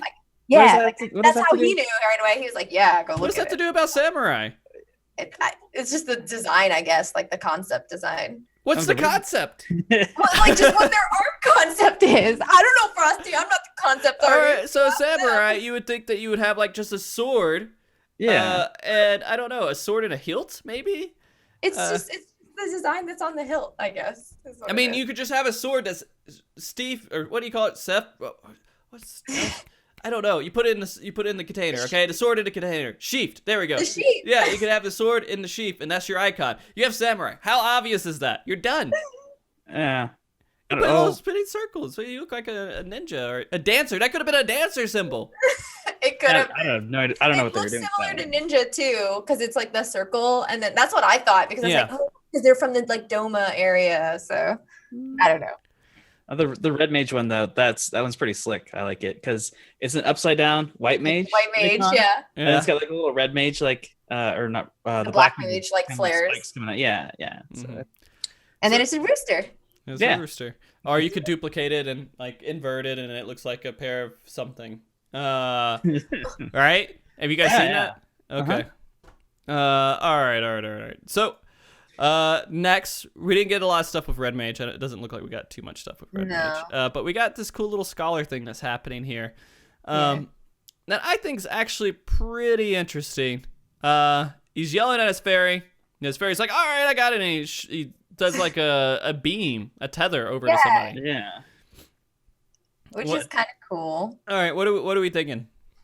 I don't know. It's either an attached. I've heard a few different theories where it's either an attached region, or it's somehow sharing the fairy's like HP in addition, or it's like a cover, or it's like a one of the theories, because like there's a lot of times where you'll have a lot of AoEs. I know this happened in A3. You have AoEs and then following by a tank buster, but because everyone gets down so low, like sometimes you're telling your fairy to embrace the tank because you know a tank buster is coming up, but your fairy just sometimes wants to like be like, fuck no, because the AoEs, it's now targeting like other people who are, especially because your other healer is normally in the hand. It's trying to target like random DPS because their HPs are so low.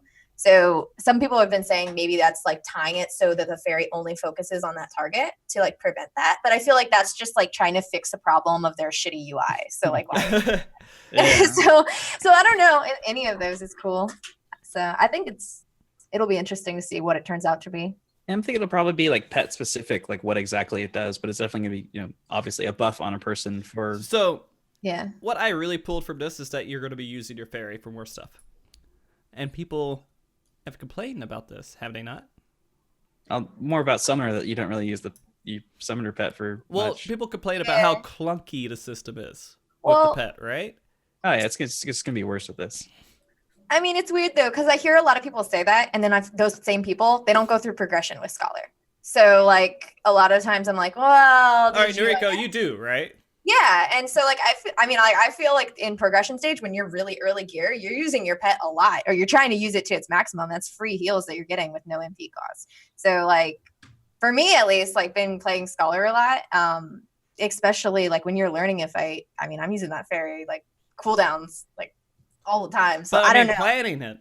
Are you used to how it functions? Does it feel weird? Does it not respawn properly when you? Like honestly, the weirdest thing, like most recently that we were doing, because we've been doing like cruiser chaser sales and trying to make sure that like her UI doesn't like heal people when we're trying to The debuff. AI does it? Yeah, like when because she'll go and she'll try to embrace people because they're getting hit by the what is it? We call it Dippin' Dots, but I don't know what it's actually called. You mean the number system? Yeah, the number system. Okay. Because when you're like when you're doing it for a sale, you have 7 people, right? So you want to use Celine's her debuff to get all of it off them, so the last person doesn't die. The bard uses their wandering payon. What is that thing? Whatever the thing is to make sure they're debuffed. But like that is the only time that I like right now that I would say the UI is frustrating. There's times like I mentioned in A3S where the UI is frustrating, but other than that, I can't think of like really any other specific points where she just like the pets just are really annoying. It's very specific moments where there's normally like AoE followed by a tank buster, or you need her to use a move at a specific time. And normally, if that's going to be a case, I feel that you prep beforehand with all her stuff. But Okay. Yeah. So are you excited that you're going to have to do more stuff with your fairy? It's not. I've been playing Scholar for so long. Like, I mean, that was the first class I leveled in A Realm Reborn, and I've played it through all the raid tiers. So managing like pet micromanagement for me isn't. I'm so used to it. It's not a thing. So for me, I'm kind of excited for it because I'm used to it. So it's adding one more ability or however many abilities we get. I don't think it's going to be a problem for me. But I could see where some people would complain. So you have triggered to chat a little bit. So I'm gonna do you know what? All right, UI Nariko is what? Huh? What's UI versus AI? Oh, well, UI I guess is what your HUD is like. So yeah. yeah. So what's AI? AI is what she's doing incorrectly. Okay. Yeah. All right. Artificial intelligence versus user interface. Well, you need to wrestle with the UI to control the AI of your PET. Sure. Yeah. We got it. Sorry, we had to make fun of you for a second there. No, that's fine. I do that a lot. Good. All right. So next we got our black mage in here. Balana, I'll kind of default back to you since you're our resident caster. Can you pull anything from this besides hey, he's just casting something? Well, you see, you go in there and he's in this raid, and there's a target, and he gets back to casting. Mm-hmm. Just keep on casting. Does it look like a thunder or something though? Oh, the interesting. Purple. Yeah, the interesting things though, there doesn't seem to be like fire or ice aligned. It's kind of a purple, so it's maybe somewhere in between. Yeah. It's hard to tell because the spell effects are so massive. Yeah. Is that targeted on something, or is it like a ground target? Yeah, that's kind of hard to see because it's such a big animation. I don't know, because it puts like a giant orb and then it Yeah. like comes down. Might be just some new massive AoE they get. Is the most I can tell. Yeah, that's cool. It's It'll be like a interesting huge because- AoE. Like it takes up like the entire arena almost. It looks like. It looks like a flare, but not fire, kind of. Right. Yeah. What if it was Ultima? Ultima. Yeah, like a huge just explosion. Is it that ability? Ultima? Yeah. Okay. All right. I'm following you. I'm feeling what you're putting down. So I think that could be it because it looks like energy. It doesn't look like again Yeah. fire or magic, fire or ice or anything. Mm-hmm. It could be. It's Thunder 4 right there. Stretch. I don't see. I if it was thunder, I would hope to see like yellow or lightning or something going in there, Yeah. but it just looks like All the thunder spells are purple. really. Yeah, they're all There's like purple. little purple orbs you throw out there. So it might be like an arrow 3. It's like an AoE thunder you can throw out. Yeah, that'd be Mm. cool. All right. I think that's what we'll go with. Are you excited about that at all, Balana? More AoE with your. It'll be nice that Black Mage gets a little more AoE because they've been, outclassed. I might have to turn off animations. Oh yeah, depending on how often this is cast. Well, that's the thing though about playing caster is like you can turn off animations, just like leave your own on, but then it doesn't really matter because you always have the most obnoxious animations. So yeah. Okay, let's switch over here to White Mage real quick. What is this White Mage doing? Casting. It looks like a protect type of spell. It looks like an indom for me, like an instant heal, which is what I wanted on White Mage. So I don't know. It hits every person like in like order, right? But that's how like indom and cure 3 and stuff like that works. Indom's immediate, isn't it? Yeah, but when it goes through your party list, it's staggered based on distance from you. Like while everyone's HP goes off, if you look at like the animation, it's staggered in distance. So every AoE. Yeah. Well, I know Sakura works like that. I didn't know that Indom worked like that. So okay. So you think that he's just AoE healing? Personally, I mean, maybe it is a buff though. It could be. I mean, it looks like it's. I'm hoping it's Shell. To be honest with you, but. Yeah, it could be. But why would he be casting it in the fight? Wouldn't he cast that before? Because he's a nub. But I mean, if it was Shell, it would be like a different Shell, right? Because Protect has Shell on it. So. Well, maybe it's like, I guess it could be, you cast it as a magic bubble instead of like just a general health bubble. So it reduces like it prevents this much magic damage or something like that. Like mana ward or mana wall. Yeah, something like that. That would be cool. That would be cool too. Whatever it is, I think it's instant though. Like it's just because it's going around an animation for them. Mm-hmm. Yeah, it's not really like a channel time before it goes out. Yeah. Okay, well that looks kind of interesting. White mages are gonna have a little bit of fun with that, I'm sure. Medica 3. Is that the paladin that's right next to him, just holding the shield and sword up? I think so. Nice. It's just like standing there. What is he doing? Casting clemency. It doesn't look like he's casting. Like he's not moving. He's frozen. Like there's no animation. In the White Mage one? Yeah, in the White Mage one. You look at the paladin. He's just kind of standing there, like. I don't know. I thought that was the beginning of what the paladin, like the holy thing was. But the other thing is when the White Mage walks in, they have the little butterflies on their weapon. At first, I thought that was like just according to the weapon. But then they also have it with that skill where there's all the butterflies. So do they get a new stance? Like, is that butterfly stance? Like, is that based? That's what I'm curious of because it was on that weapon, but all their skill that they're doing has butterflies in it as well. Oh, I guess it does zoom in and eventually does this holy thing. Okay. Yeah. So like, I don't know if that's a stance or if that's just a weapon animation. I guess we'll see. Butterfly. Butterfly. We're friends with Ivana now. All right. So going back to the next one here, Dark Knight. They throw a shell or some sort of protection on somebody, right? Mm-hmm. And they're like, "Hey, here's a bubble. You're gonna be protected," and then they get protected from a hit. It looks like it negates a hit almost. Yeah. It looks like a blink kind of. And he's casting it on the samurai. Yeah. Who's just standing there.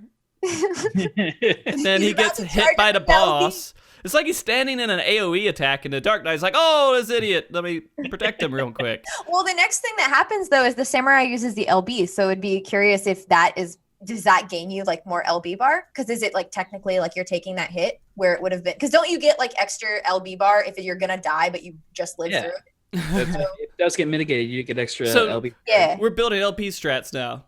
I don't know. And just the next thing he does is an LB. So. No. Yeah, that's true. That does look like it'd be like a mono ward where it like negates a hit. Well, like old school mana wall. Mm-hmm. I wonder if it completely negates it because it doesn't look like he takes any damage at all. His character doesn't move or anything. And that would be interesting because that would completely make Tank Busters a joke, and Dark Knights would be completely 100% in every single raid. Oh yeah, because you could just throw that onto the other tank. You don't. It depends though. Was the hate from the main boss already on the samurai, or is it like when he's doing that, does that transfer hate to that person? It looks like he's facing him already, and he's just like he gets hit right after. Like the boss had to be in cast. Like if you used it on another tank, it'd be good, but I don't know why he used it on the Sam in this instance. Yeah, I don't know. Maybe it targets a random character, and he's like, "Oh, it's targeting this person. I need to protect him," and it prevents damage. What Dark Knight is going to try to prevent damage? They're just going to be attacking the boss. What the? Because it looks like it takes up. Yeah, he has to do an animation for it, so it's probably a GCD. Yeah, it ain't going to get used. All right. The next one, Paladin. We see the AoE pop up. It looks like they're getting a little AoE love. They're getting their own little mini holy. That's what we're thinking, but apparently everyone in chat thinks it's holy too. I don't know. I don't think it is. What is it? What is it, Nariko? I don't know. It looks like some buff on them. I just didn't think holy though. But I don't play the other Final Fantasy games, so I think you guys would probably know best. So Well, it goes out in front of them. Yeah, it goes out in front of them. And it's just like, boom, here you go. One target, AoE. Single target AoE. I mean, it would be good because it needs to happen, but she does have a point. It goes out in front, right?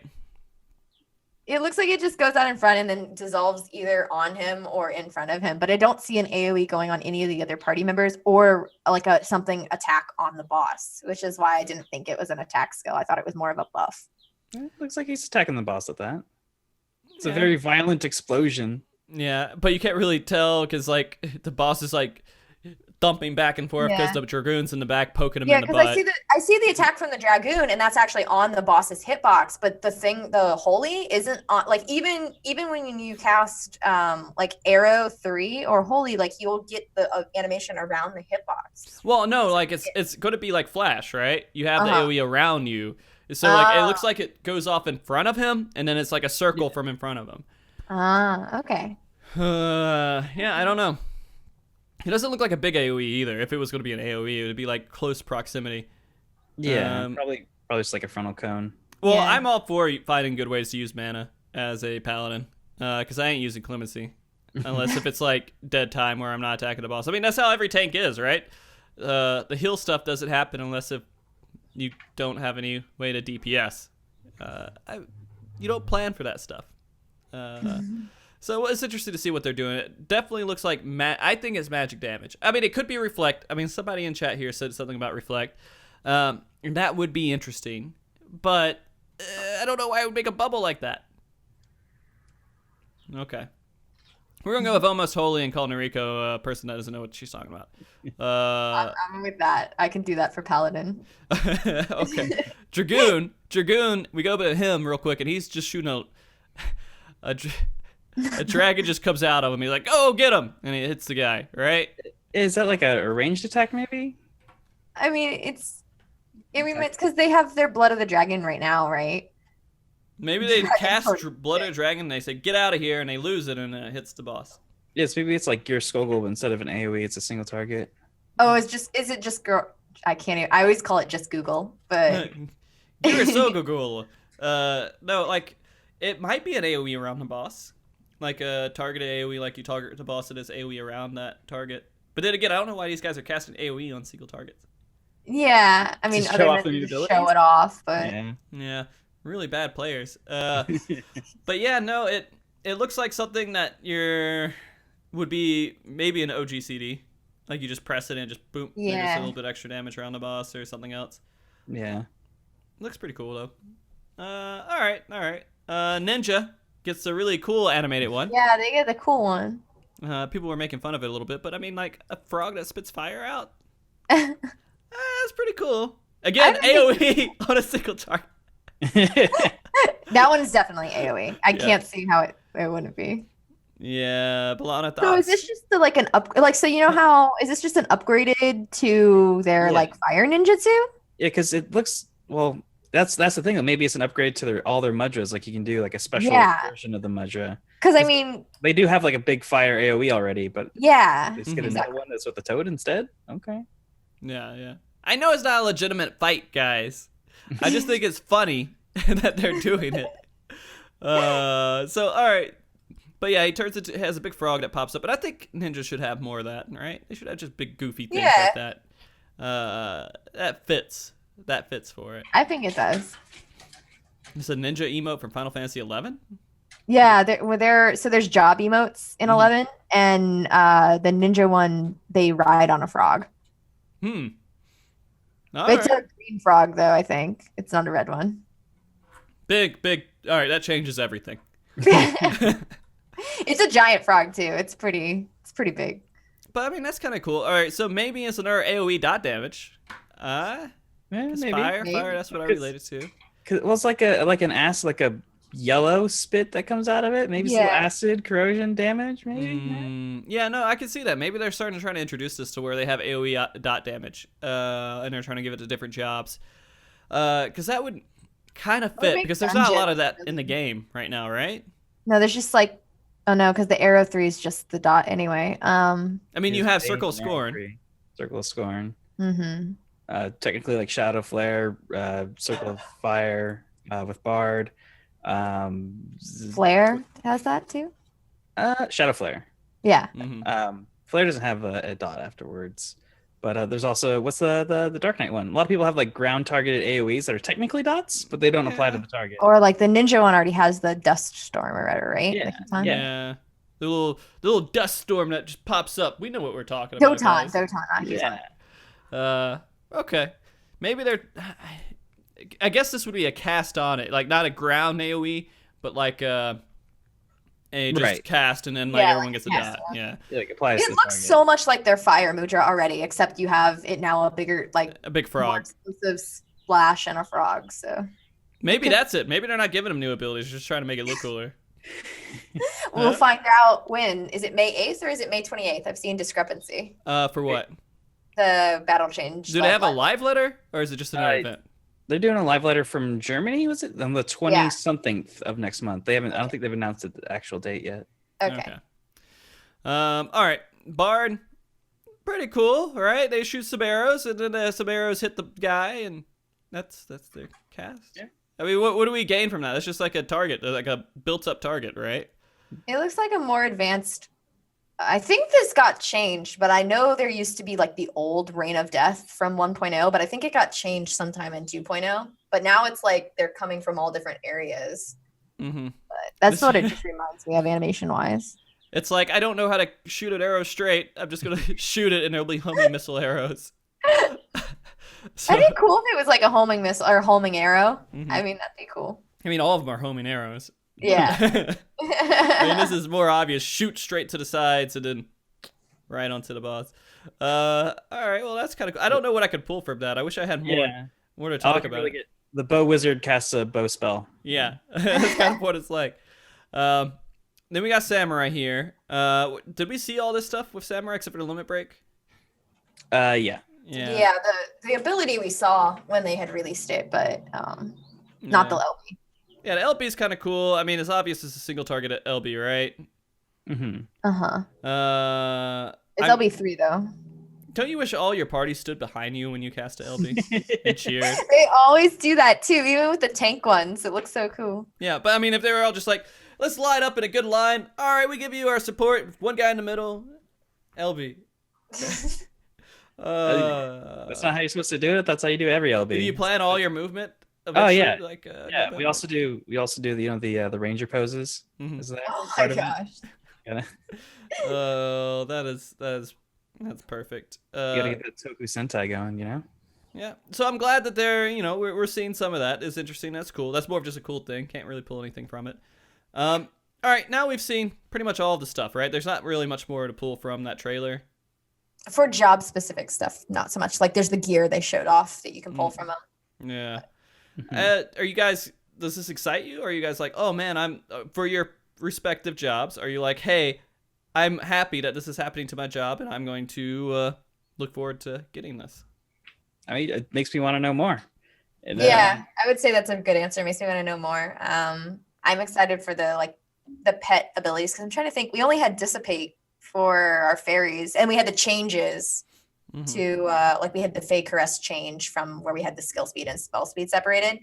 But other than that, we didn't really have any addition to pets other than dissipate before. So I really like that you said addition.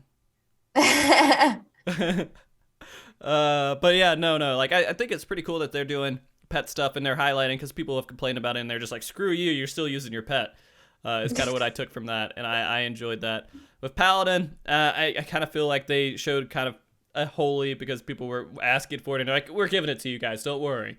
And that was kind of what they were doing with that. With Summoner, I don't know what they were trying to tell you besides you're just getting new spells. Yeah. Yeah. Hey, here's a new spell. You're done.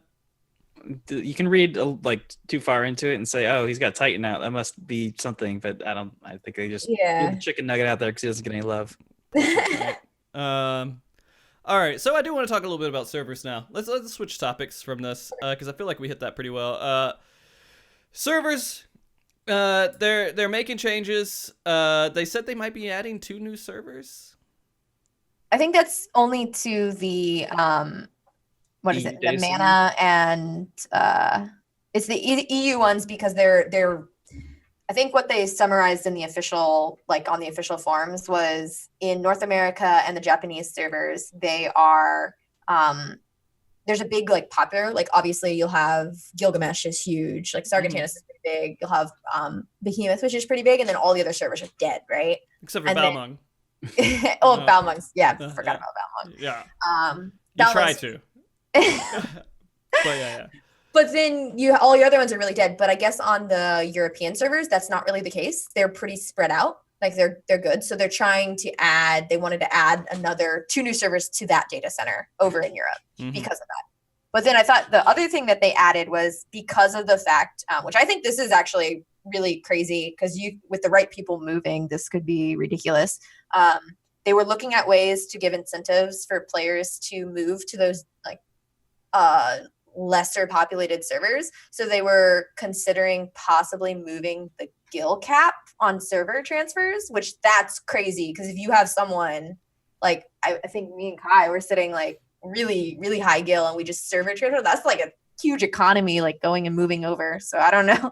That's that's scary, that's cool, but like they're saying to do that as an incentive to go to a smaller server, like but it's gonna like mess things up on smaller servers. Like when some boat shows up with 1 billion gil, like less than 1 billion on the entire server, like that's an economy game changer. So I don't know how that's gonna work. Screw it. I mean, like it's gonna happen. You're gonna have things shaken up every once in a while. If they change, like materia, they make it easier to get. You've completely destroyed the economy. Yeah, I mean, granted, they only wanted to do that on very like certain servers. Like, obviously, I don't think that would ever happen on Gilgamesh, Balmung, Excalibur, Sargatanas. That probably would never happen. But for stuff like Zalera or stuff like, is Zalera on or Aether? Yeah, it's on Aether. Yeah, or like Midgar Swarm or stuff like that. Mateus, yeah. Yeah. So the interesting thing, and I'm actually pulling from this, is have they ever made new servers? Nope. So just completely fresh new servers. EU? Or they just transferred them and No, I mean creating new like worlds that people could go to that no one is on yet. Nope. Well, they did at like the launch of the game, launch of Realm Reborn. They added a few like a month or so in. I think that's some of the super the only time though. Right now. So I think like Nova or Zalera or one of those. If they add a new server and it's completely blank and people move their characters over, or do you want to have it to where it's a new server where no one can transfer, they could just join the server? Like how interesting would that be to have a completely new start on a server? Well, 11 did that kind of, because I actually did that when they did LOL Xbox support.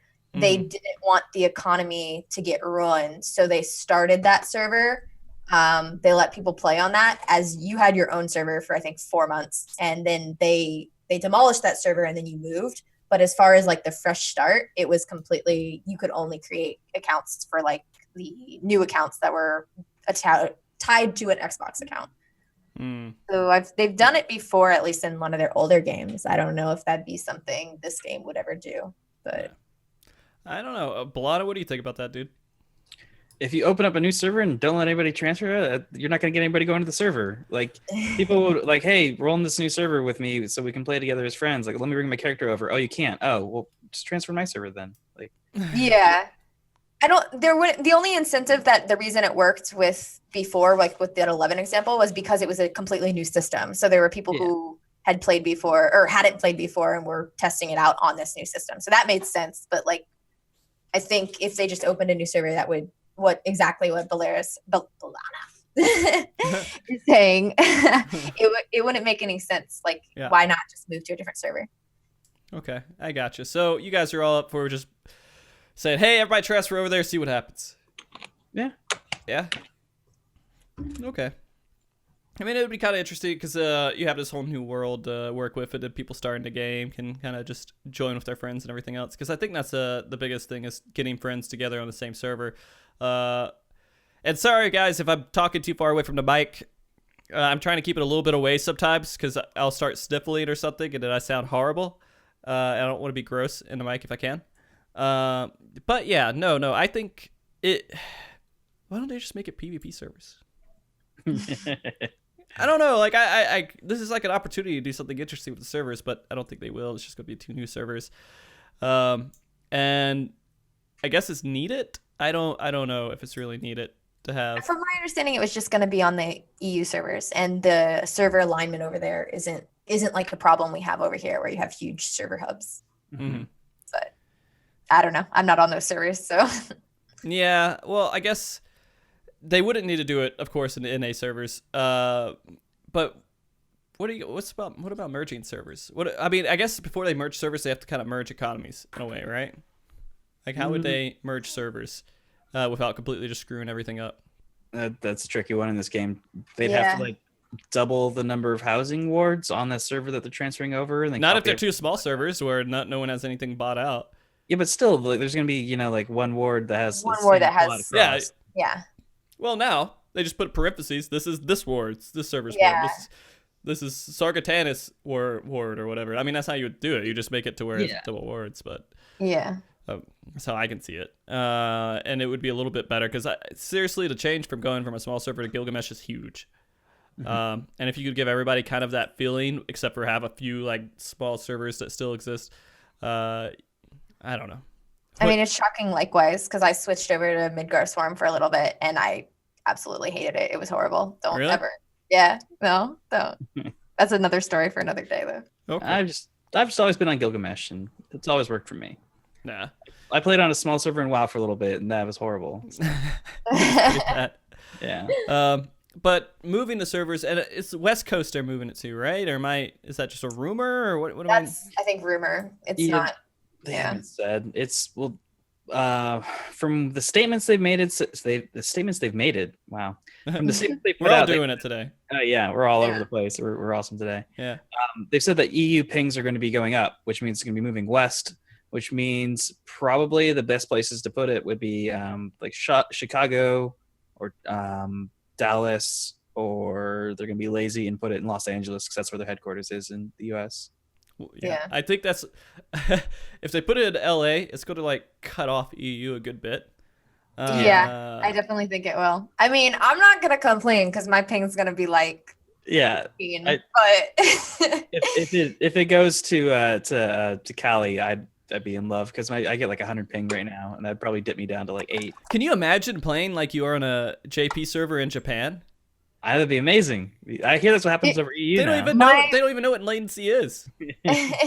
When it was I mean, just in our case, like I think my ping actually went up when they moved it because it was shorter to Japan, but it's longer now to like over East Coast. So yeah, from 1.0 to 2.0, my ping increased. Oh yeah. I don't know. I've never had a huge issue with ping. I mean, I've seen latency and lag, and I just got used to it. I mean, it's part of Final Fantasy. If you play it, I mean, I use battle ping, like I use a VPN, so it's whatever. But I probably wouldn't use that if they located it in Los Angeles. So yeah. Whenever I used a VPN, my ping would always go up. It never like improved my ping to the game. It was weird. Yeah, VPNs are weird. Yeah, I have to route it through like either Dallas or New York sometimes. Otherwise, it's weird in the other route. Because you're hitting like certain places, and those places, those little spots, could increase your ping just because it's a bad spot. Right. Yeah. But all right, well, I'm hoping for anything besides Canada. I feel like that was a weird decision for them to do North America and then do it in that weird spot. Yeah. Just tuck it up in the corner over here. Yeah. I mean, I'm with Balana. I think Dallas or Chicago would be a really good bet for everyone. If are they going to do that? I don't know. Probably not. I mean, I guess they would have to look at the pricing and kind of what it offers the best price to it. It's not like, hey, we got a free, realm of places we could go to. We can go to wherever we want, and we'll put it in a much centralized place. They have to get a good place plus good prices. Plus good price, exactly. And Chicago may not have that. I don't know.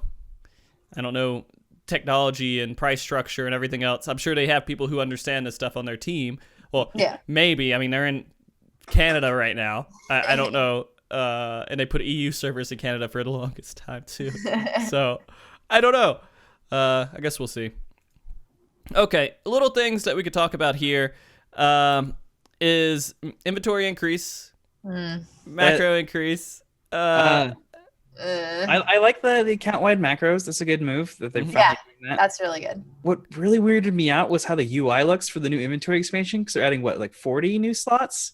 So they're like, here's the new UI. We're like, we have a page, and like there's like a box and like a little bit.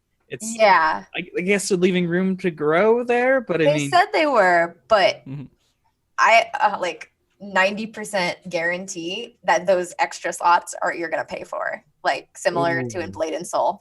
Oh, okay. I am like on, because they said they wanted to wait, right? I am like 90% they're gonna make you pay for those extra slots. But I don't know. That would be kind of cheap. Yeah, That'd be a cheap move. I think that they might go that route, though. I don't know why we wouldn't see it otherwise. But I guess they already make you pay for extra retainers, so. Yeah. Well, we're not even getting more retainers. I have 8 retainers and I run out of space. Like I just finally bought 2 more to gear up for Stormblood, because I decided to go out and gather 100 of each of the red script collectibles. Yeah. I'm like, I've got a dumb idea to do before Stormblood, so I just farmed all that up, so I'll be able to like maybe get a level or 2. The market board is the retainer for me, guys. Yeah. That's my retainer. I just sell stuff on it and buy stuff. I don't need it right now. I'll sell it. Hopefully the economy works out for me. And but what about all the gear that you need to hold on to? I've got like retainers full of Allegan gear from back. I'll go kill stuff. You know who's retaining it for me? The boss in A9. I just go there and kill him, man. If I really want that glamour, I'll go work for it. I don't need it. Like, I'm never going to use it. How much of your gear do you ever touch? Well, I look at it a lot because I'm like, I'm putting together this new outfit. What'll work here? And then I'll just like scroll through and like try it on. Oh, this one works. But okay, you can go to the market board and try it all on too, can't you? No. It was like, how can you try on like the drop from Dunscath? Yeah, you can't for the very X stuff. You just shout, "Hey, can somebody show me this?" But then you don't even know what it looks like, so you gotta have it like sitting around, so you just like flipping through a catalog, you know? Yeah, I don't know. I agree with Balana. Okay, you guys can agree with each other. I have the cosplayer agrees about glamour. Oh, I have 2 retainers that are dedicated strictly for gear. Okay. So, yeah. And I have 3 retainers, and I talk to them once every month. 3 total? Yeah, I bought one. And they're all full. Oh no, they're not full. Not everything's full. I'm telling you, I just sell stuff on the market board. If I don't think I'm going to use it, and I don't think I'm ever going to glamour it, and it's not that cool, screw it. I'll just get it later. And I'll ask Balana to show me what it looks like. You obviously don't enter all those fashion shows, Frosty. What happens when you have your spring seasonal, but then your fall sensation fashion shows that you have to attend? You have to have that gear because then no one runs those dungeons anymore. And you're going to be waiting in queue for like 2 hours. I'm a tank. I'll get in there. Oh, no one else is queuing. I'm sure somebody will queue for it. No, I don't know. I dungeon gear. Who wears dungeon gear? People who are hardcore fashionistas, and they exist. So okay. The Plaguebringer set. Okay, this world is like apparently a lot bigger than I thought. No, people want me to do a glamour episode, and I'm like, man, I don't know what I'll talk about. Dude, you got Mean Girls so hard when you first came to Gilgamesh. Everyone's like, what you doing that glamour, Frosty? What is that? As soon as I came into like the server, they're like, man, you look like shit. That's like the most comment one. I'm like, you look wonderful. And now my Mog head could be bought on the Mog station. Oh, really? They're doing that now? Yeah. Yeah. I'm not upset. Dude, I had it by myself for how long? 3 years? 2.5 years? They put it on the Mog station to make some money? All right. Is it the full set or just the head? It's full set. The full set. Yeah. And so, I mean, what am I going to complain about? I don't think anything's sacred in a business. I think something should be, right? But when it comes to glamour, nah. Yeah, well, at least I still have my slime crown. Oh, yeah. Yeah. Well, I mean, if you start the game, like, if someone started in 2017 and they were like, holy crap, I want this Moogle set. What? I just didn't know about the game? So I can't get it? Yeah. And so no. Timed exclusives. That's how they hook you into buying them. They're like, oh, this is only going to be here for a little bit. You better buy it right now. And then 2 years later, you're like, everybody can have it now. Yeah, I think it's been good long enough. It's been long enough, guys. It's been long enough. All Well, right. the guy who's repped it the entire time is fine with it. I'm fine with it too. Yeah. Although I'm going to see a lot of posers out there, but it's okay. Okay, macro increase. Are you guys full of macros? Yeah, I have Yeah. a lot of them. Close, but not completely. I have a lot of like garbage macros. I still have like crafty macros from 2.0. Like, Yeah. And so you do get I. rid of them? You have space again. That would be amazing, Yeah, wouldn't I it? need to go through and clean them. I think if I actually went through and cleared out my macros, I'd probably have a lot more space. I just keep them. I don't know. I have a lot of dance macros and a lot of glamour. Like, I still have a macro to call out dive bombs for Twintanya. oh. Beautiful. Yeah. I probably should have more because I do the PvP stuff, but like I don't use any macros to PvP. 0 macros. That probably is why I'm not as great of a player. But like I don't know. I have my countdown macro. I have like loot macros, and I have that's it. I think mine are mostly like event macros. Like I have like a lot of dance macros and Oh yeah. stuff like that. But I've just a lot of general shit posting macros. that too. You got to get all those emotes, right? Like the guy with the arms and like ignore mechanics of clock, good stuff. Yeah. All right. So that's kind of interesting. I'm glad quality of life things. They're making some strides. It's funny. It's so funny. We played this game, and like there's things that they're just like, why is this even part of this game? This doesn't make any sense. And then they're like, hey guys, we're increasing inventory, and we're like, holy shit, this is something we've been waiting for so long, but it's been such a like weird thing why it's not there. I like the macro increase, and I like the what is it, the armory space increase, but I don't know. The 40 spaces is really measly. Like that's not. It kind of sounds like, hey, like a bad relationship, right? We're going to deprive you of stuff. And like you're beating your kid, right? And you're like, today we're not gonna beat you. It's like that's a horrible example, but it's like you're just like doing something. You're like, hey, we're gonna go out and get something nice today that normal people have nice all the time, and everyone gets really excited. It's a psychology thing, guys. We're in an abusive relationship with Square Enix, I think. I think that might be what it is. When do you know when to get out? Never, because we're addicted, man. Oh, man. We're addicted for that Feels bad, man. that Final Fantasy love, man. Okay. And then we get into Savage, which we kind of hit a little bit on. But, a lot of people actually complained about the fact that you have normal 2 weeks before Savage. Do you guys feel that? Why did they complain? about? Because it doesn't, like, when you're going in and you're doing normal and you're going into Savage, you kind of have a really good idea what to expect. You're not like putting it all together like at the same time. You have a preview of what you're going into, and so when you're going to fight it, it's not as interesting. Okay, I mean, can understand that. Yeah. I don't know. I just kind of got the same thing from when you have to do normal when it's coming out at the same time. You still have to. But when it's coming out at the same time, like you're doing normal, then you're done. Instead, now people are farming normal to find out all the little tiny details about the fight before they get in there, so they have that advantage. I completely. Like we don't do it on one clear. Like you run ACT, you look through the logs, like, oh, this ability did this. Remember those AoE showed up. Like, which turn is it with a Gobwalker, where the person's in the Gobwalker and they go around? Two. I think we cleared that in like a lockout and a half, but we like literally went into the normal mode and just knew exactly like different strats for it. We tried a whole bunch of different stuff. So we knew pretty well like exactly what you could do with the Gobwalker. So I mean, in that sense, I could totally understand. I think the first tier was like, that had a lot of same mechanics, but the second tier, it was a lot different, right? Like I felt it was. There was just a lot of stuff omitted that we never even saw. Mm-hmm. So, I guess we'll see. I mean, thinking about the world race community, which is a very small community, but thinking about that, that's what I heard some of the biggest complaints about.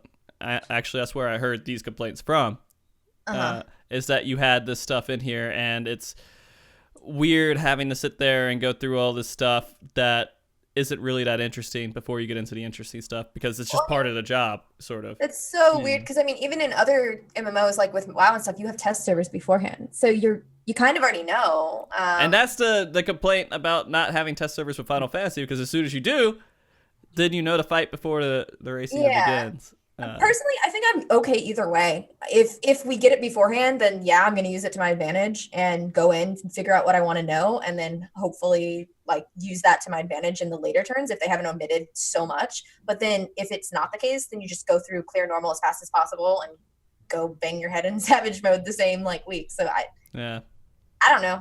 To me, doesn't matter. It doesn't really matter. Yeah. Okay. At least I can work with either way. So. it makes normal relevant for even like half a month, even a short amount of time. So that's okay. I mean, you got to farm that gear. Yeah. Well, it'll depend on how that gear turns out too, right? It'll probably be exactly the same system. Well, I mean, RNG will play into a factor in the world race if that's the thing, right? No, no, because you can build it. Yeah, that's right. Okay. You choose if you get like the pedals or the whatever, and you can run it multiple times, so there's not really RNG. Mm-hmm. Yeah, okay, I got you. I do know with the normal mode being entered first, though, you're really like selective of what pieces you take. If those are better. Because I know we were like, okay, which of our group is like taking stuff like this, or who has time to like farm outside beforehand. Mm-hmm. I don't know. Yeah, because that gets annoying. Because you have to farm that gear, and you have to farm exact gear, and you're just hoping that you get that shaft every single time. You're like, man, give me the shaft. And that's like that's a whole day. Like 2 weeks, so you have to plan those drops to make it work, and then like I'm sure other people do that too. I know like some people just they don't care. They're like, I'm taking my body pieces all, and like no, that's not gonna help you at all. Right. Like you're not even gonna get anything for. Yeah. All right. So you guys don't care. I thought it might have been a bigger deal. Maybe it's not as big of a deal because they were going in the system or they were releasing it at the same time, but then they're switching it back up. I'm fine with either. I mean, obviously we did either or because they did that originally, right? The first release was at the same time and then the second time. And but we all remember pain from Gordius. We don't remember great things, and so we're if we're going to critique it a little bit, it's going to be an easier fight, easier tier, right? It should be an easy tier. Hopefully. I mean, I just hope that they stagger it so that we don't see like where we had super hard, mid-car hard, and then like super easy. I hope it's reverse. Yeah. They said that they would. Yeah, when I asked the question, he said that the goal is to do. They would, but yeah, that's the goal. And I think we're going to turn into a really easy raid. It's going to be so easy, and we're going to be upset about it.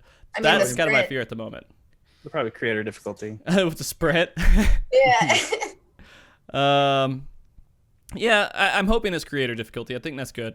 And I hope that we end on a note with Midas difficulty almost. I don't know. I feel like Midas was great. It was just perfect. And the way they designed the A8S was wonderful. Like, it's so hard to make a fight that's still challenging. Like, nearly a year after it was released. If people are still learning. I never know. Midas A8S. Yeah, Midas second tier. The second tier? Yeah. Like no, I liked first tier though too. Frosty, it came out 14 months ago. What do you mean almost a year? Yeah. Okay. Sorry. Over a year is what I meant. There you go. Over a year ago. And that's kind of like it's funny because A9 was like that, or sorry, A9 T9 was like that too, right? It was a good fight. It was kind of challenging because you had to balance the mechanics at the very end of the fight. That was the most challenging part. Yeah. But I think Midas did a little bit better.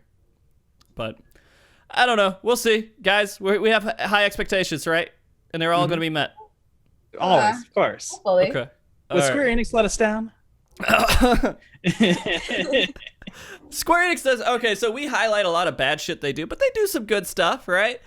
We just have lots of things to compare them to. There's so many good things out there to compare it to. I mean, would we all be still subbing if it wasn't worth our time or money? So, I mean,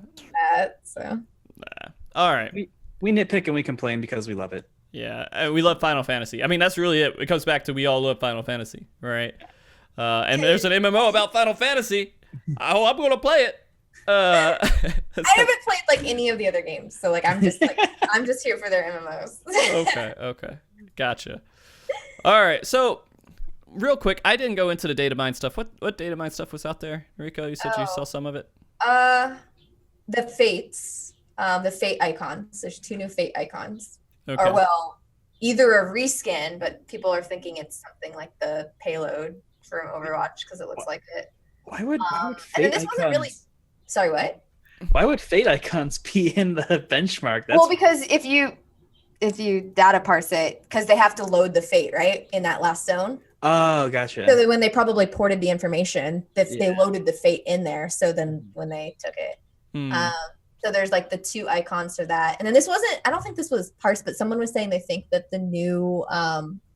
I was so on board for it being dolphins, but the new like birds or horse equivalent will be wolves. Yeah. There's like multiple different wolves flying in the background. Mm-hmm.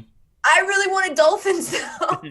I don't know why wolves are there unless if we're trying to do Okami stuff, right? Okami has a lot of wolf stuff in there. Yeah, I mean that would make sense kind of for the whole like theme of everything, but I just really wanted. It's kind of weird seeing a flying wolf. I'm gonna be honest, it does look kind of goofy in that picture. I'm like, but I think a flying dolphin would have been ridiculous too. it would have been cool. It would have been, and then you could swim with it too, so you'd have like. I kind of thought it would have been stingrays or something. Yeah, that too. Like I thought it would have been, because we had birds with Heaven Sword when we had flying. And that made sense. That was perfect. Yeah, and then we have swimming being introduced, so why not give us a water mount equivalent for it? But no, you get that. You get dags. You want to form some dags? There is a stingray. Yeah, there are stingrays out there, but like for primal mounts, I don't know. I mean, wolves are cool. I just wish it would have been. Wolves are cool, guys. I just wish it would have been like water related. Well, if that is the case, for all we know, those could be two different mounts. So yeah, we'll see. We'll see. It's unlikely it is just random two different mounts that look at the exact same model with different colors. Yeah.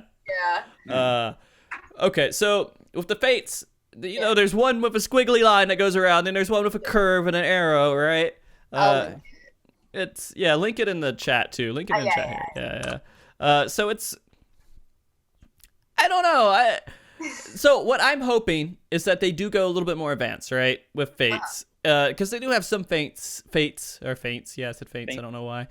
Fates, in like some of the zones that are multi-part. One fate starts here, then it goes to the next fate, then it goes to the next fate, then it goes to the next fate. So squiggly line fate could be something like that. You do multiple different goals and achievements throughout the fight, and then you go to the next part. All right, and so it's a multi-part fate. Like you're not just kill boss. It's kill boss, activate these certain triggers in the fight, and spin around 5 times. I don't know. But I mean, it gives you multiple objectives. And then people are out there and they're like, hey, I'll do this part. Hey, I'll do this part. And then they kind of spread out and do what they need to do. And I think those kind of events are kind of interesting. What would be more interesting is if you failed, something bad happened. Kind of like the taking the hive sort of thing. I think in Quarry Mail, where like if you lose, the fate objective kind of changes because you're trying to infiltrate the hive then rather than defend it. Mm-hmm. Is that the only fate that does that? I think it is, the only fate that does that, which it gives really good EXP. It was great when the fate train was going through there. Now, not so much because it's hard. It's like if you're only the solo person, but I don't know. I'm hoping for Chocobo Caravans. I think I said that earlier, but that'd be cool to see back because I really like doing those in 1.0, and they said we're supposed to get them back. So maybe Chocobo Caravans will make a comeback. Nah. Well, we'll see. I don't have any experience with it, but I'm trusting your word on it. I'm sure it will be different, like implemented in a different way, but yeah, as long as it's enjoyable. So the biggest thing that one of the big things that I keep going to this like it's something I need to keep referencing. But when I asked those questions to Yoshida, one of the questions was like, hey, dailies aren't really that fun. You just go kill and you pick up a few things. Are you going to make it to where they're more interactive, where it's less battle related kind of quest? And he said one of the big themes of Stormblood is that quests are going to be more fun. That's kind of what he was going for. And so maybe that this comes into a relation of that.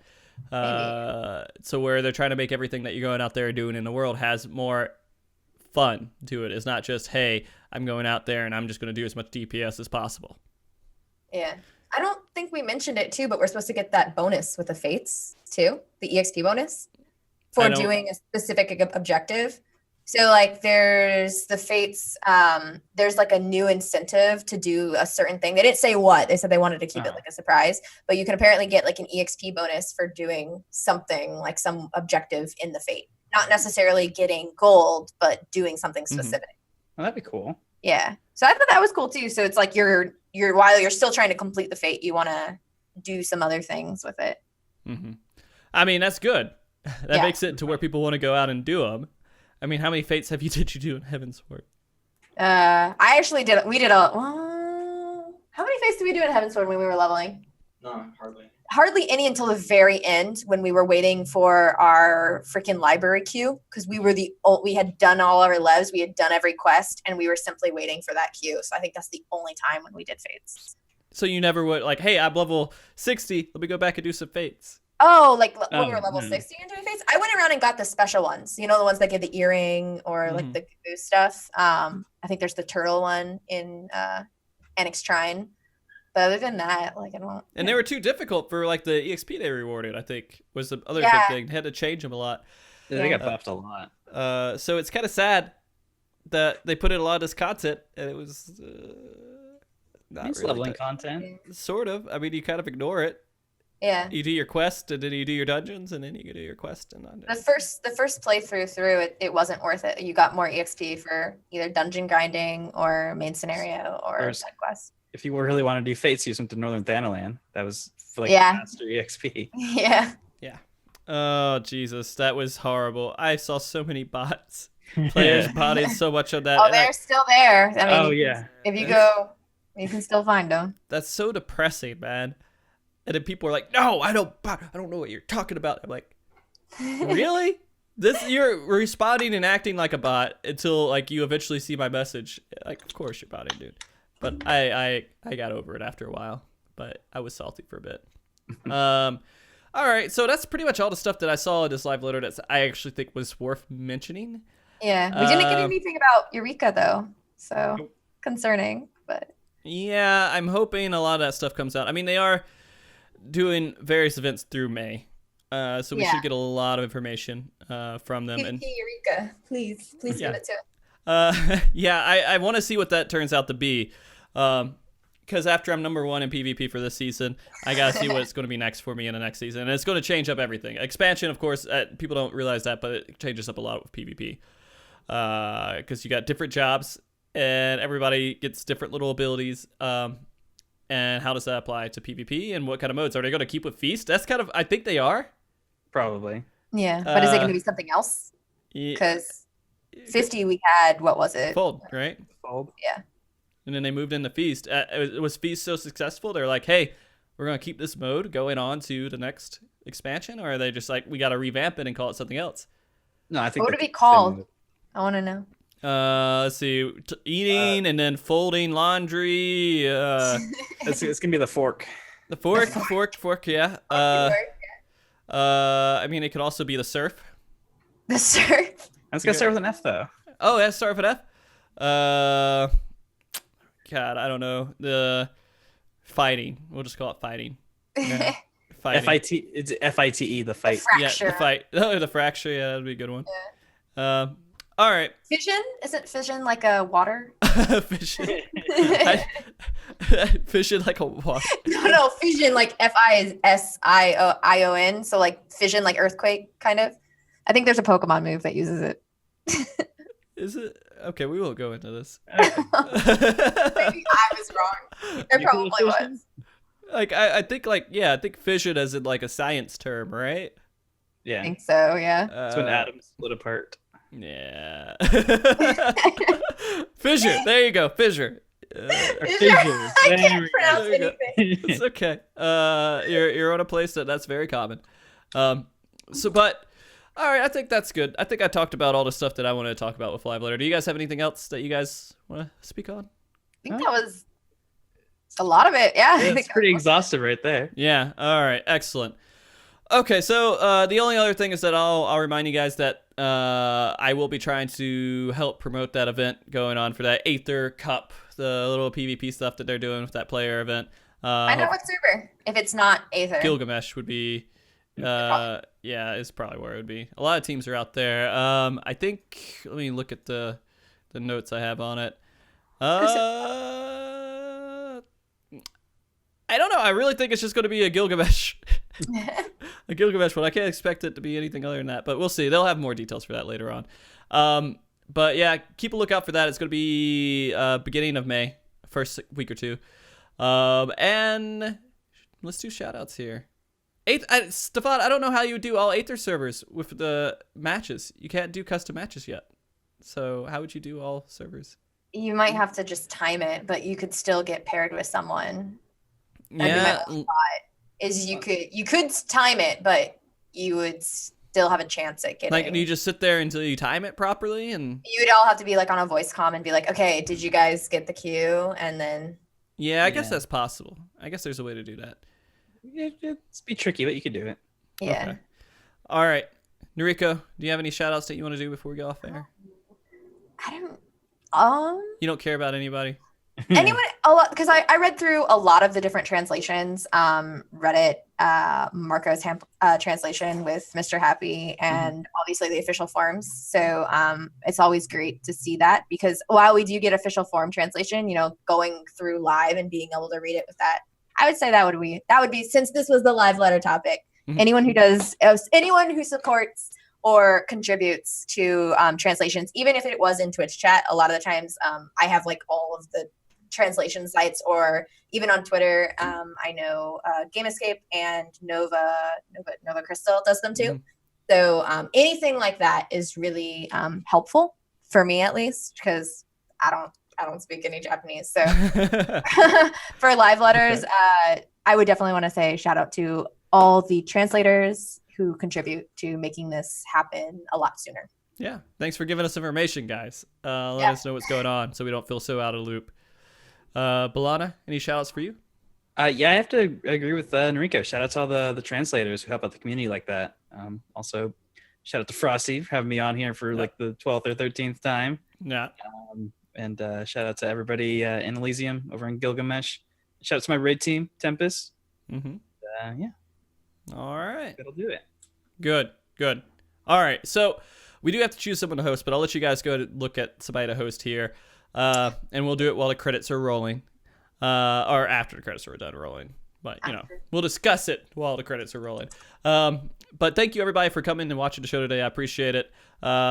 This was definitely the topic on everybody's mind at the moment. And I feel like we got through a decent amount of information. Hopefully this rejuvenates us a little bit from all the void of information we've had so far. And next week, we are doing a show. It could possibly be another feast topic. I'm thinking next week. It is. We'll see. We'll see how it all plays out. We have a couple things lined up, but I don't want to put any details out there until I have all the information for it. Guys, thank you very much, Karara, for getting all the questions. Thank you, Blizzada, for all the artwork for the show, and thank you very much for Andre Kane for letting us use the theme music. And until next time, guys, be good, keep cool, and awkward wave, stay frosty. Bye. Say bye. Say bye. Bye. Bye.